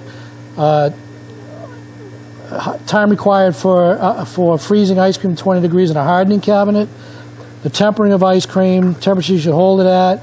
How to handle stabilized fruit and fresh and frozen fruit. Okay, and then the art of variegating, which we will be doing next, by the way, because next we'll be making a salty caramel ice cream using a salty caramel base from iRice as well as a salty caramel variegate. So I'll show you how to variegate ice cream. Probably one of the most popular flavors of ice cream around. Salty caramel is one of the top selling ice cream flavors there is today. Okay, so let me ask the veterans over here. Are you both making salty caramel something? Yeah, I'm also making the chocolate with the compliments. Okay, and how is that on in the overall sales? Top 5. Top 5? Yeah. What's number 1? Vanilla. What's number 2? Oreo with vanilla. Okay. What's number 3? Mine is coffee Oreo. Coffee Oreo, because you're from New England. Number 4? Black raspberry. Black raspberry, because you're from New England. And 5, salty caramel. How about you down in Florida? Chocolate, salted caramel, superhero. Superhero. What's superhero? The yellow with blue, red, and yellow. Blue, red, and yellow. Superman. Superman So see what I was saying earlier, that you're only limited by your imagination. Superhero ice cream. Right? I imagine you can't call it Superman because that's a trademark. Yes, see, I picked that right up. Yeah, so you make that from, it's a vanilla base, and then what do you get your blue from? But what's the blue? Is it a color? Or? So your ice cream is actually a blue ice cream, and then what do you get the red from? Same thing, blue color. So you have different colors in the... 3 different machines. Not Steve's little device here. Yeah, the Rainbow Maker. Steve's device. You don't use this. You make 3. This is pretty complicated. You make 3 different types of ice cream and then put it... You know, I like that he uses 3 machines. That's gonna cost a little bit more. Well, especially if they're Emery Thompson machines, right, Steve? Yeah. All right, Rod. Get out of the way. I'm bringing in some heavy guns to show people stuff. Well, let me know when that's ready. In push carts, we used to have to buy dry ice. It's expensive. It's hard to find. This is made by Carlisle, which is a company in the United States in Pennsylvania that makes a lot of spoons and stuff. So you'll find this at the Webb Restaurant Store or other places. I found it, and I just like to tell people about it because it's so great. This is like the version of what you put into your child's lunch pail. You know, the blue ice, you freeze it, and then you put it in. It keeps their sandwich cold all day. This is surrounded with the blue ice. I don't know what it is, glycol, salt water, but because anything but regular water, because regular water melts so fast. But you freeze this overnight, and it comes in white or black, and then you put your tub in there. And I've tested it. I've kept a tub of Italian ice ready to scoop temperature, not frozen solid, and put it out at the front office, and it lasted for about 6-7 hours. So these are about $80. I don't sell them. I only sell my own machines, but I try to recommend stuff to you. That's a great way for push carts to sell Italian ice, and it's just that simple. They make a domed lid for it that I bought. That was a mistake. I'm going to cut in here, and yes. I want you to take note here that this save me some. I want to put in my tub. A lot less time to make because the solids are lower in this. Okay, so there's a lot more free water, so it froze much faster. It only took 7 minutes. Okay. You got more in there? Yes. Hurry up. Go to it. Go for it. Oh, you didn't leave me much. I'm gonna have to take some from your tub. That's all. I turned it off. Okay. I'll get it from here. Because then I want to show everybody how this is going to work. Oh, you can smell it. It smells good. Now, how did I know that was done? Okay, I listened to the freezer, even though I'm not an ice cream maker. I've been around freezers long enough. I couldn't hear any sloshing going on.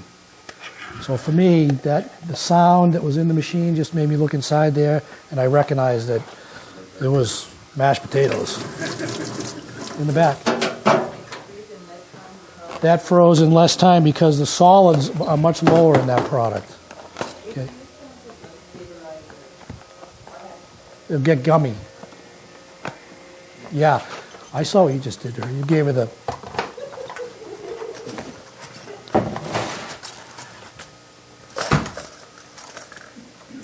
before you taste this, I'll let you know. A little over flavor, but it's good. Okay. Taste?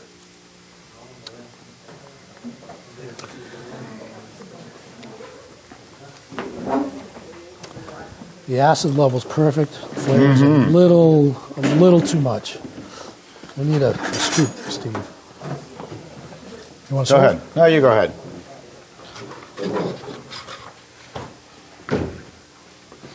You can call this frozen lemonade also. Doesn't have to be an ice frozen lemonade. Now you put that product into a 16-ounce cup like that, and serve it a little bit softer, more of a slushy, and that's frozen lemonade. It's what they call up in Rhode Island slush. We think of slush as what comes out of a slush machine. It's all, a pretty crummy product. But this makes a fabulous product. You know where else I sell this? Is we'll make, say, a margarita mix or a strawberry mix, and we'll make up tubs of this. And if you go down a little further south down here to the Keys and Key West, every single tiki bar is selling thousands of margaritas and strawberry daiquiris. Well, instead of having a bunch of Bun-O-Matic slush machines, which all cost thousands of dollars, the guy buys one Emery Thompson and he makes up batches of strawberry daiquiri mix or strawberry Italian ice, and then the bartender scoops it, puts it into the blender, and adds a little rum, and he's got an absolute fresh, perfect strawberry daiquiri. And he can make hundreds of them instead of having a dozen machines. So we've done a lot of that. I'm going to give you a professional opinion on this. I would reduce the sugar modestly by about 1/4 pound and increase the corn syrup by a couple of ounces. I just kind of did this on the fly. Okay. I would reduce the sugar by about 1/4 pound to 2.5 pounds and increase the corn syrup to maybe 8 ounces. And I over-flavored it slightly. You can taste the little burn from the flavor. So that's me. The 1.5 ounces is where you need to be. Why would you reduce that? I just think it's a little too sweet. You might like it. For me, this is what I would do if I was going to make this again. Does that affect texture though? No. No. Lemon ice has to be tart. Rudy, what are your thoughts? A little bit over flavor, yeah. A little bit over flavor. Okay. Before we go on to the next flavor, the last flavor that Rod's going to make, here's something else. Cakes are a huge business, absolutely gigantic. There's a lot of money in a cake. And this is a company owned by Steve Rapucci, who owns Mad Maggie's Ice Cream. Where is Mad Maggie? They're in Andover, Massachusetts. Andover, Massachusetts. It's named after his wife. And please, she's heard it 10,000 times. Don't call her up and say, Maggie, are you mad? She's tired of it. Well, let me throw in another little tidbit about this fellow, Steve Rapucci. He was an engineer, and he got in the ice cream business. He had no idea what he was doing. I still don't think he knows what he's doing. But he did buy this company. It's a great product. But he also founded a site called Ice Cream Folks. You might want to write this down. It's a blog site for the ice cream industry. Okay, so if you become a member of Ice Cream Folks, you can go in there. People are asking questions, and there's a number of professionals out there in different industries, such as myself. We will answer those questions. Steve Thompson's in there. And so you ask the questions, and you'll get some very experienced people answering them. If they're technical questions or about equipment, someone like us will jump in. But Steve Rapucci founded this site called Ice Cream Folks. If you're going to be in this business, join them. It's a really informative site. Yeah. Would you agree, Steve? Yeah, the whole title, I think, is Ice Cream Folks at yahoogroups.com. So Steve has cold molds, and making ice cream cakes has always been a problem because you make the cake, you freeze it, and then good luck getting it out of the mold. It's a very unique science of bleeding. It's a very unique science of dipping your mold into hot water for just the right amount of time, pulling it out, and then demolding it. And most times it doesn't work. Everything falls apart. With cold molds, these I'll pass these around. These are I couldn't tell you what kind of rubber these are, but when you have made your cake, you just turn it inside out like that, and it completely demolds perfectly. You don't have to dip it in water or anything else like that. And he has ones for popsicles. He has one for ice cream sandwiches. We were talking about fads, Rod, and I haven't told you this story. I can judge how a fad is going by my phone calls. Last year, every other phone call was for super flavored popsicles. Well, in 2015, the next year, no one called about popsicles. It was a fad. A guy calls up this year and says, I have an invention that's going to revolutionize the world. It's incredible. I said, great, what is it? He says, well, I take a cookie and I take some vanilla ice cream and I put it on the cookie and then put another cookie on top and then I freeze it. I said, wow, that's amazing. What do you call it? He goes, I called it an ice cream sandwich. It's going to take over the world. I said, that's amazing. It really is. I mean, when did you have your first? I'm serious. When did you have your first ice cream sandwich? 2 years old? You know, but he thought he invented something new. Everybody was doing ice cream sandwiches in the beginning of the year. And what it always, and the point of the story is, it always falls back to ice cream and ices. This is the mainstay. This is what makes the money. But I'll pass these around. These are great. And Steve Rapucci can be, it says coldmolds.com. You can write that down. This is a great way, you'll see it on the bottom of these, great way to make different products. You know, I mean, you might want to do popsicles, but you don't want to spend $50,000 for a popsicle machine. So you use his cold mold. I wonder if I have one. And you make about 6 at a time per mold. Excuse me, Steve. I Yeah. believe those are made out of silicone. Silicone? Okay, Jack, thanks. Yeah. Oh, here's another one, but. So Steve, they're pretty neat. We're going to need some ice cream mix. Coming up.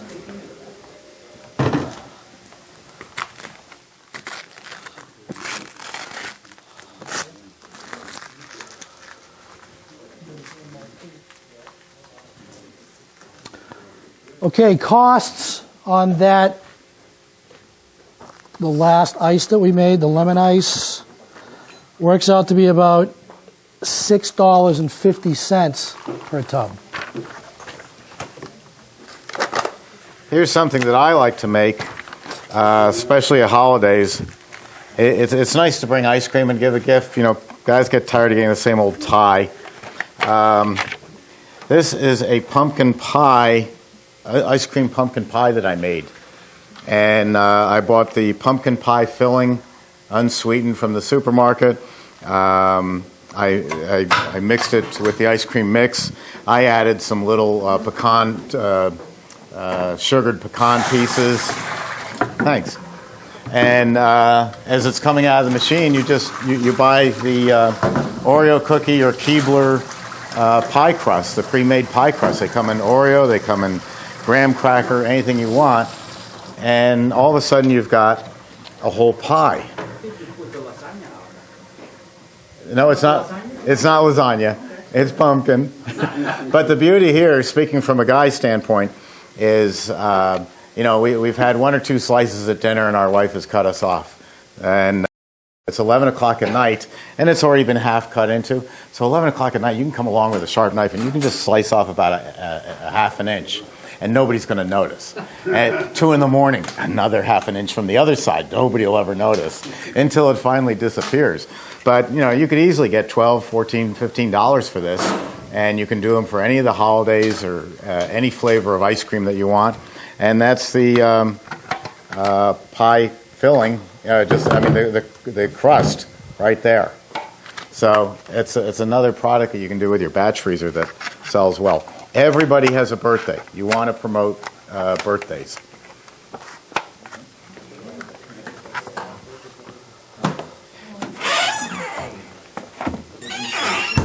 I got time for one more thing?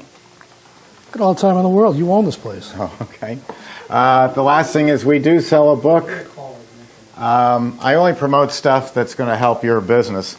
This is by Malcolm Stogo, and it's called Incredible Ice Cream. Malcolm's been making ice cream before the parting of the seas.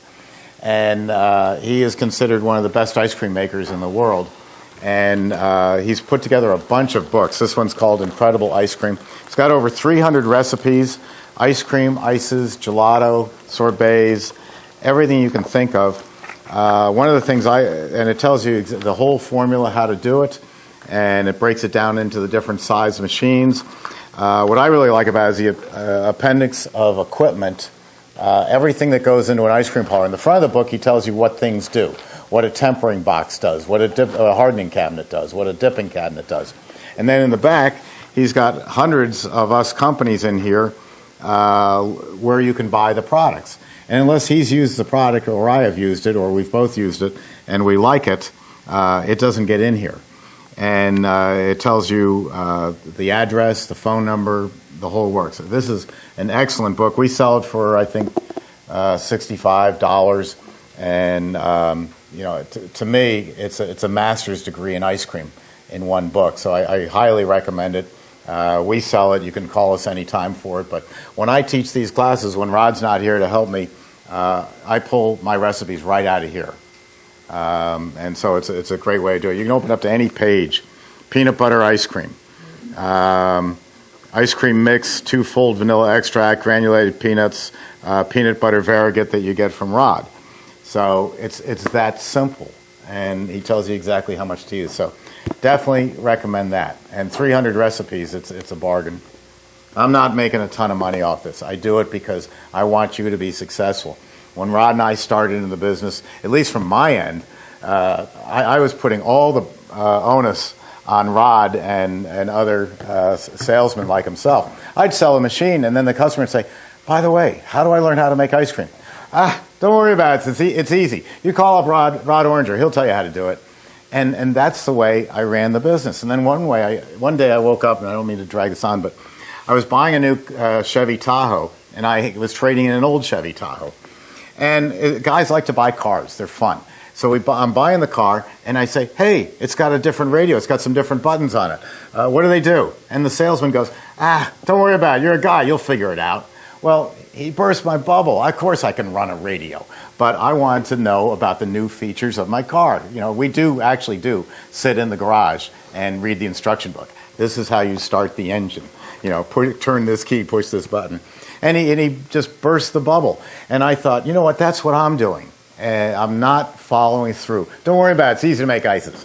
So that's why I created, today when we finish, we'll be at 140 hours of videos at EmeryThompson.com trying to teach you whatever we can, me and everybody I bring in, about the frozen dessert business. So before you buy a machine, before you pick a location, you can learn about it.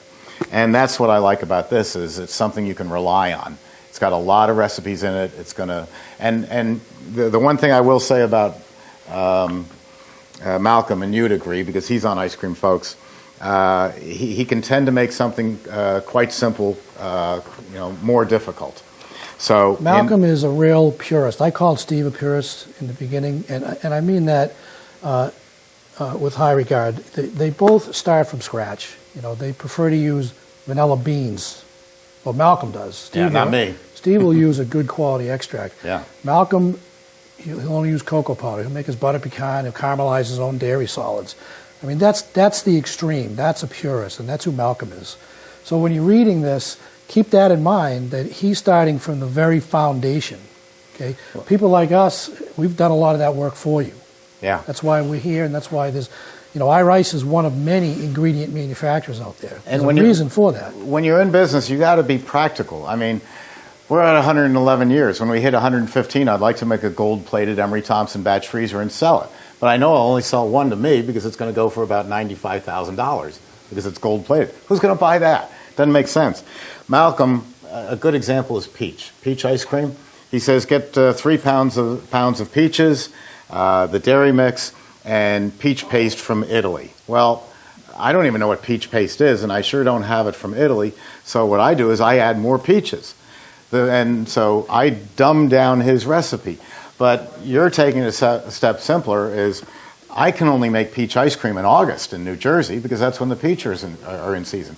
But everybody loves peach ice cream. If I go to Rod and buy this high-quality peach puree that's ready to go into the machine, I can have it all year round. So instead of being a purist and say, oh, this is great, I will have it in August, don't come in September, I don't have it, get lost. I can have it all year round, which means I'm going to have more customers and more sales because in this business what we want is consistency. You've all been to McDonald's, it's horrible, but if you walk through McDonald's, it's the same horrible hamburger in Belarus as it is in Tampa, as it is in Montreal. You know what you're going to get when you walk through the door of the Golden Arches. Awful, but consistent. And your ice cream has to be consistent. We had a lady, and then I'll stop. We had a place out on Long Island, Swenson's Ice Cream Parlor, from the West Coast. I did 475 stores with them on the West Coast. They opened up in New York, and they allowed their stores, instead of buying from their authorized supplier for the peach puree, they said, yeah, if you can find it someplace cheaper, that's fine. Well, now all of a sudden this consumer advocate comes along and she says, You know, the store out on Manhasset, Long Island is nice, but it just isn't as good as the one on Hyde Street in San Francisco. Kiss of death. The whole franchise went down because they had no consistency. Oh, the store in D.C. is better than the one in Manhattan. You know, that kind of thing. So you want consistency year in and year out, and that's something you're going to get with the orange with the iRice flavors. Excuse me, I keep thinking of your name. So that's my speech. Let's make some salted As caramel. happenstance would have it, I need some more ice cream mix, Steve. Do you have any more? Yes, I got lots. So, you know, ironically, he said the orange or brand. So, yeah, you probably figured out. I don't know if I said this earlier, but that was my family's business, and I was the third generation. I ended up selling the business to another family business, and I ran the Oranger division for 23 years for Concord Foods, and took the Oranger brand to a national level, not only in the ice cream industry, but in other dessert industries. So I left Oranger 4 years ago and joined iRice, and the owner of iRice is a fellow named Steve Kuehl, and his son-in-law, Joe DiMidio, runs the day-to-day affairs of the business. An excellent family business, the most wonderful people.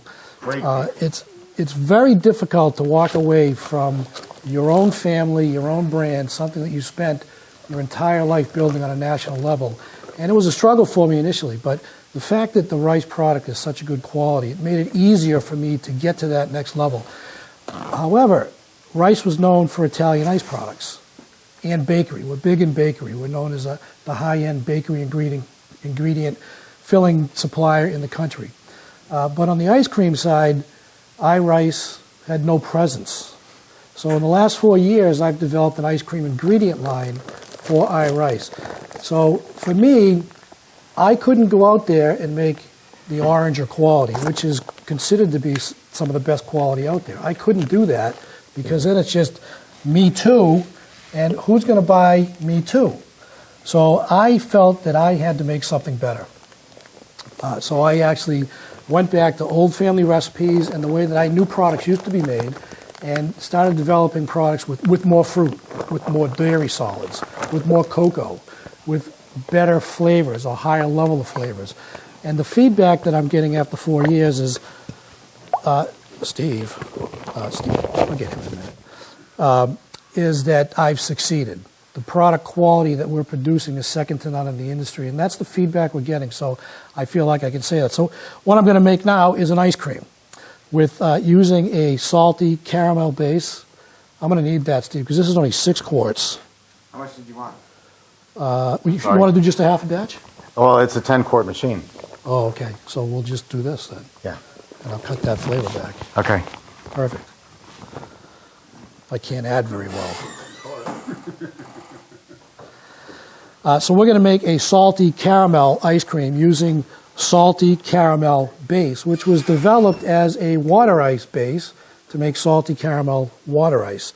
But as I've indicated earlier, and I've found out along the way, is that all these water ice bases make excellent ice cream also. So at a usage level of about 12%, which is 1 quart to 2.5 gallons, and in this case we're going to use 16 ounces to 1 1/4 quarts. That'll give you a good background flavor for a salty caramel ice cream. Then we're going to, give me 1 second. That closed? Yep.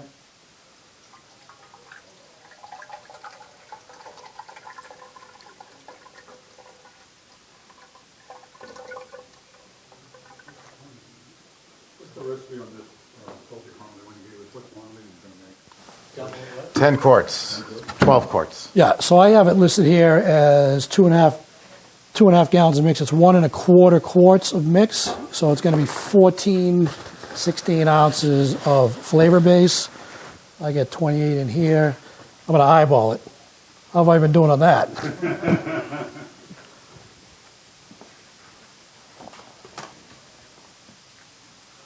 That looks good. That's what I love about this machine. You hit the start button and then it asks you, what do you want to make? We don't want to make Italian ice because we're not making Italian ice. So I'll hit the homemade ice cream. So even a guy like me who doesn't make ice cream, I can make ice cream in this machine. So we'll set this for, 8 minutes, who says 8? just for a starting point. Steve said 8. I put it at 11 minutes and 22 seconds. Okay, on the draw here, we're going to variegate. We're going to add salty caramel variegate. So the process when you're hand variegating, at least the simplest one I found, is I will draw off 1/3 of a tub. I will put a thin layer of variegate on the top, and I'll use a spatula, and I'll do a downward and pulling motion 3 times. I'll spin the bucket halfway around, do the same thing, so I've made 4 grids. I've made a grid in the ice cream.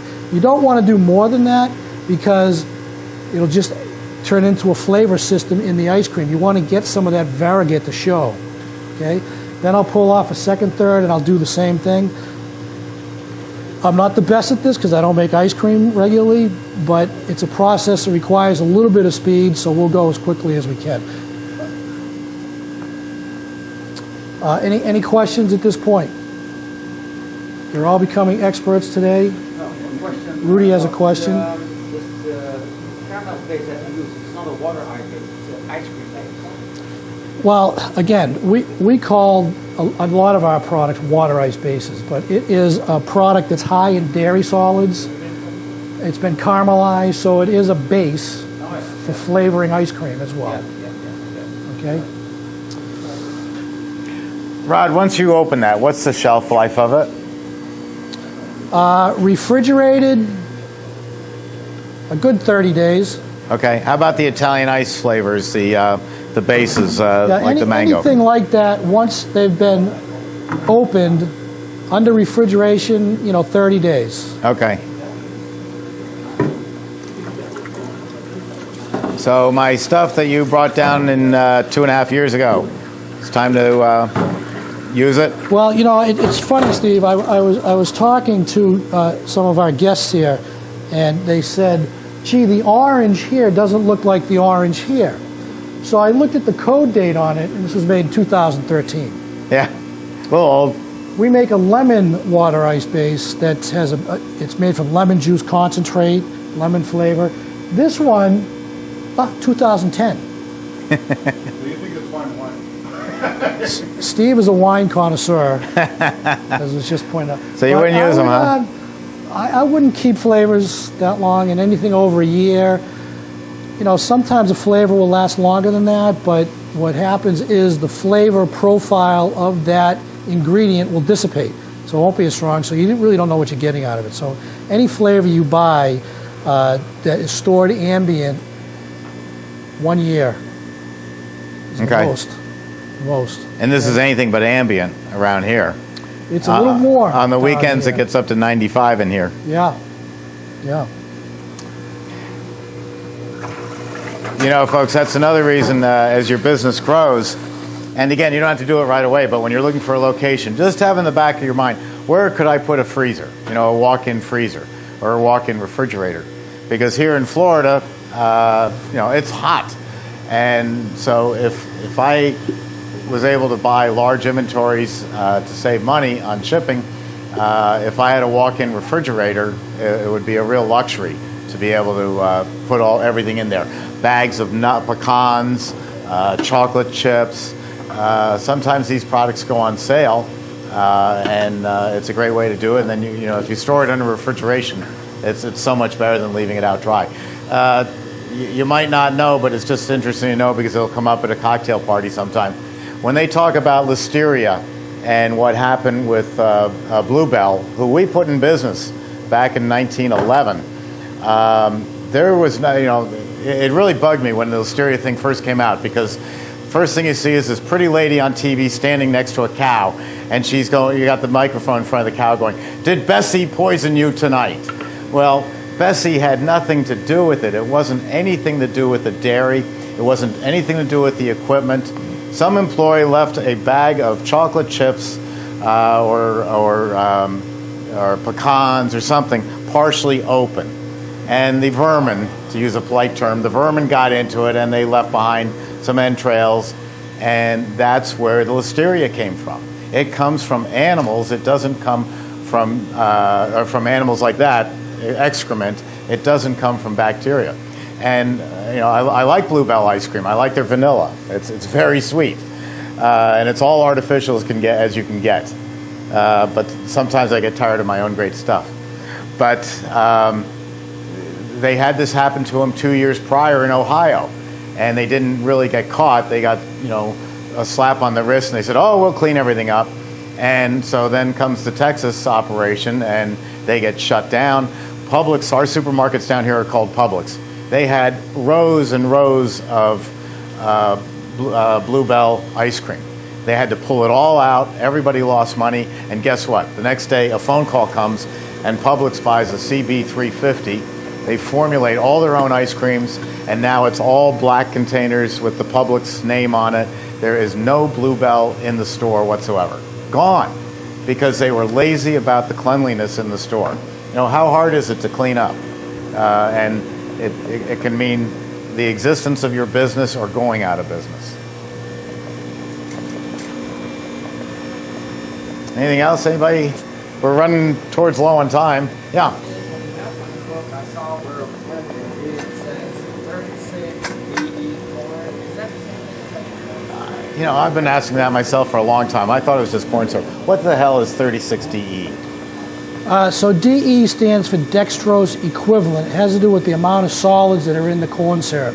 So 36 is a lower level of lower level solid corn syrup. It's less sweet. There's 36, there's 42, and the 63 DE dextrose equivalent corn syrup. The 63 is the sweetest. The standard that's used in the industry is 42. What's Caro in the supermarket? Caro is 42. So they could go out and buy Caro. Right. Okay, so whenever you see 36 DE, it's Caro syrup. I ordered from that commissary supply. Yeah. After I went to Publix, Well, now we know. Well, the thing about Caro So you learned is, something profitable today. there we go. so Caro is not the best brand of corn syrup to use because they've used older corn. That's why it's so dark. All right, so you get a caramelized note to the Caro that you don't get from regular corn. Most corn syrups you see are clear, like the one I had here. It's clear. The Caro is very dark. Do you sell? We don't sell it, but bakery supply houses will sell.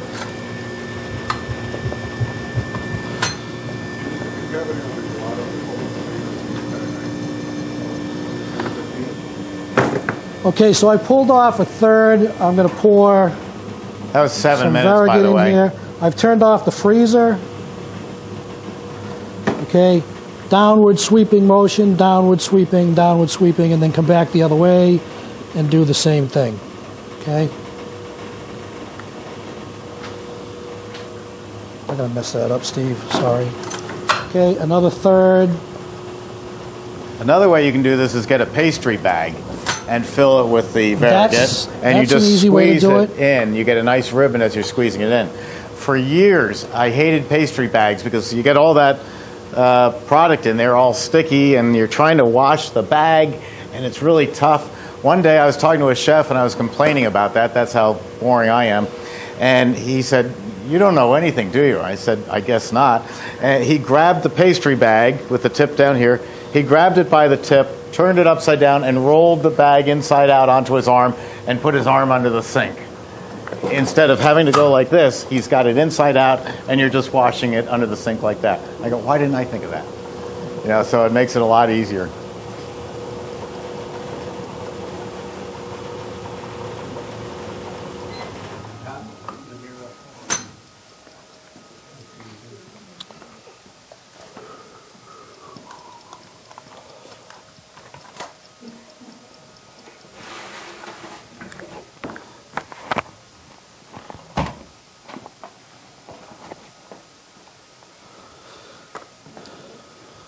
Okay, so I used a quart,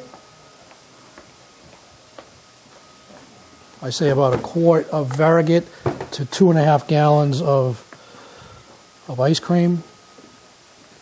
Again, sweeping, pulling motions, okay? And there's your variegate. And then I add a little bit to the top just to make it look pretty.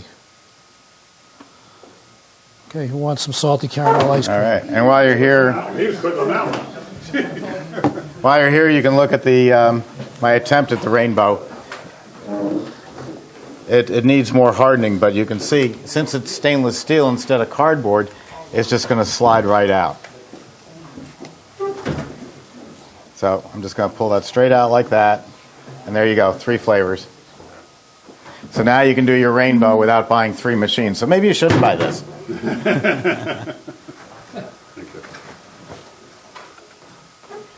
Steve, on the gelato, is it different cabinet, the same temperature as the ice, Italian ice cabinet? No, gelato is right between ice cream and ices usually. Is it, A little bit warmer because you want to serve, they usually want to serve it soft. so around what, 5? Or? No, ice cream is 6. I'm doing ices at 13. I'm going to do gelato at about 10. If you placed it, if you had only one cabinet, you could put the ices and the gelato in the same cabinet. Oh, that's good. That's excellent. That's why, if I go to See, I'm still learning how to make ices, but I'm pretty good with ice cream. Yeah.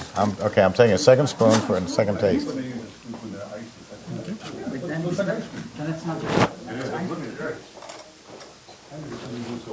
These machines in recent years have the Copeland scroll compressor. It's a Wankel engine, a rotary engine, Salty caramel ice cream. so they're much faster than the old piston engines. I know you. You look familiar. You work here too? Yeah. Thank you. See our Yes. rainbow? Yep. Did everybody see the rainbow ice here? Okay, Let me so show a little tip on the variegates. Variegates should be kept in the refrigerator, and they should be incorporated into the ice cream at refrigerated temperatures. I didn't do that here because I just shipped the stuff down here. The reason why you want to incorporate in at refrigerated temperatures is once you freeze this product down, there's a chance you can get some crystallization around the variegate. Okay, if it's put in at the refrigerated temperature, the same temperature as the ice cream, you won't get that crystallization. Okay. So, folks, that's it. Any last questions for Rudy or us? Who likes the salty caramel? Isn't that great? Oh, baby. That is a great selling flavor. This variegate, I mean, if you just wanted to have one SKU in your store instead of getting the flavor base and the variegate, you could use this particular variegate to flavor the ice cream and also as a variegate. So you just need in our case, I can't say it's true for everybody else, the variegate also makes an excellent salty caramel topping. Mmm. Okay? Can you use it directly as a topping? Use what? Use it directly as a topping? Yes, yes. The variegate is nice. So if I put this up in jars, could I keep it more than a month? Yeah. Yes. Month. Refrigerated? Refrigerated. No more, huh? Okay. Then I'm going to make vanilla ice cream with this Wasn't it you tomorrow. that was just talking about listeria? Yeah. Okay. This is going right. Anybody else? Yes, question? On the dipping cabinets, what are the temperatures supposed to be? Are they different to the ice cream and the Italian? I do it differently. I do ice cream at 6 degrees, and I do Italian ice at 16. With Rod's method, you can drop that temperature down to 12 or 13. Wouldn't that be about the ideal? For ices? Yeah. 10. 10? Okay. But there's another trick that you need to know, and nobody seems to. I actually had a customer call up, and they know how to make ice cream, but they didn't know this trick. So let me bring out a dipping cabinet. Here's a dipping cabinet. This is a small one. This is only 2 flavors. But it's got 2 tubs. It's double decker, so you've got 2 tubs of each flavor. It's set, let's say, for 6 degrees for ice cream. Not the entire cabinet is not 6 degrees. If this was a much bigger cabinet, like the size of my desk, this is wrapped in aluminum tubing going all the way around. So the cold is going all around the cabinet. If you turned it on right now, you'd see the frost lines. So it stands to reason that if the average temperature in here is 6 degrees, if I use my thermometer gun, it's going to read 6 degrees. But it's 6 degrees right here.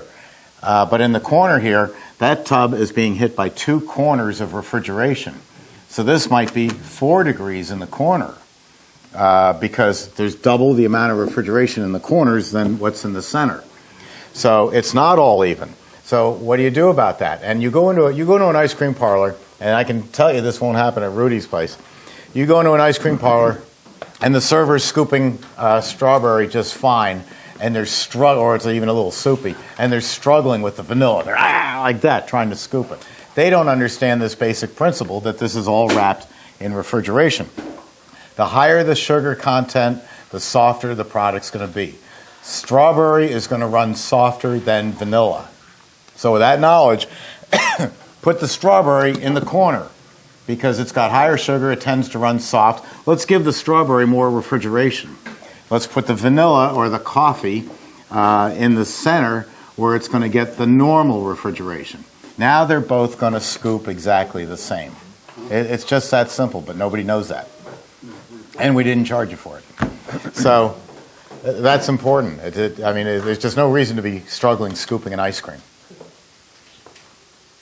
Well said, Stephen Thompson. Thanks. I'm going to take my carton. Anybody want to buy an ice? $1.50. One more question here. Rod, I was looking at this thing right here. Usual sherbet. It says 2 quarts of ice cream mix when you're making that. What sherbet base was skim milk? Was ice cream mix and sherbet base? Oh, it has to do with the percent dairy solids. Okay. That's an accurate recipe for making a legal sherbet. Okay. So there is a legal standard identity for sherbet. Okay.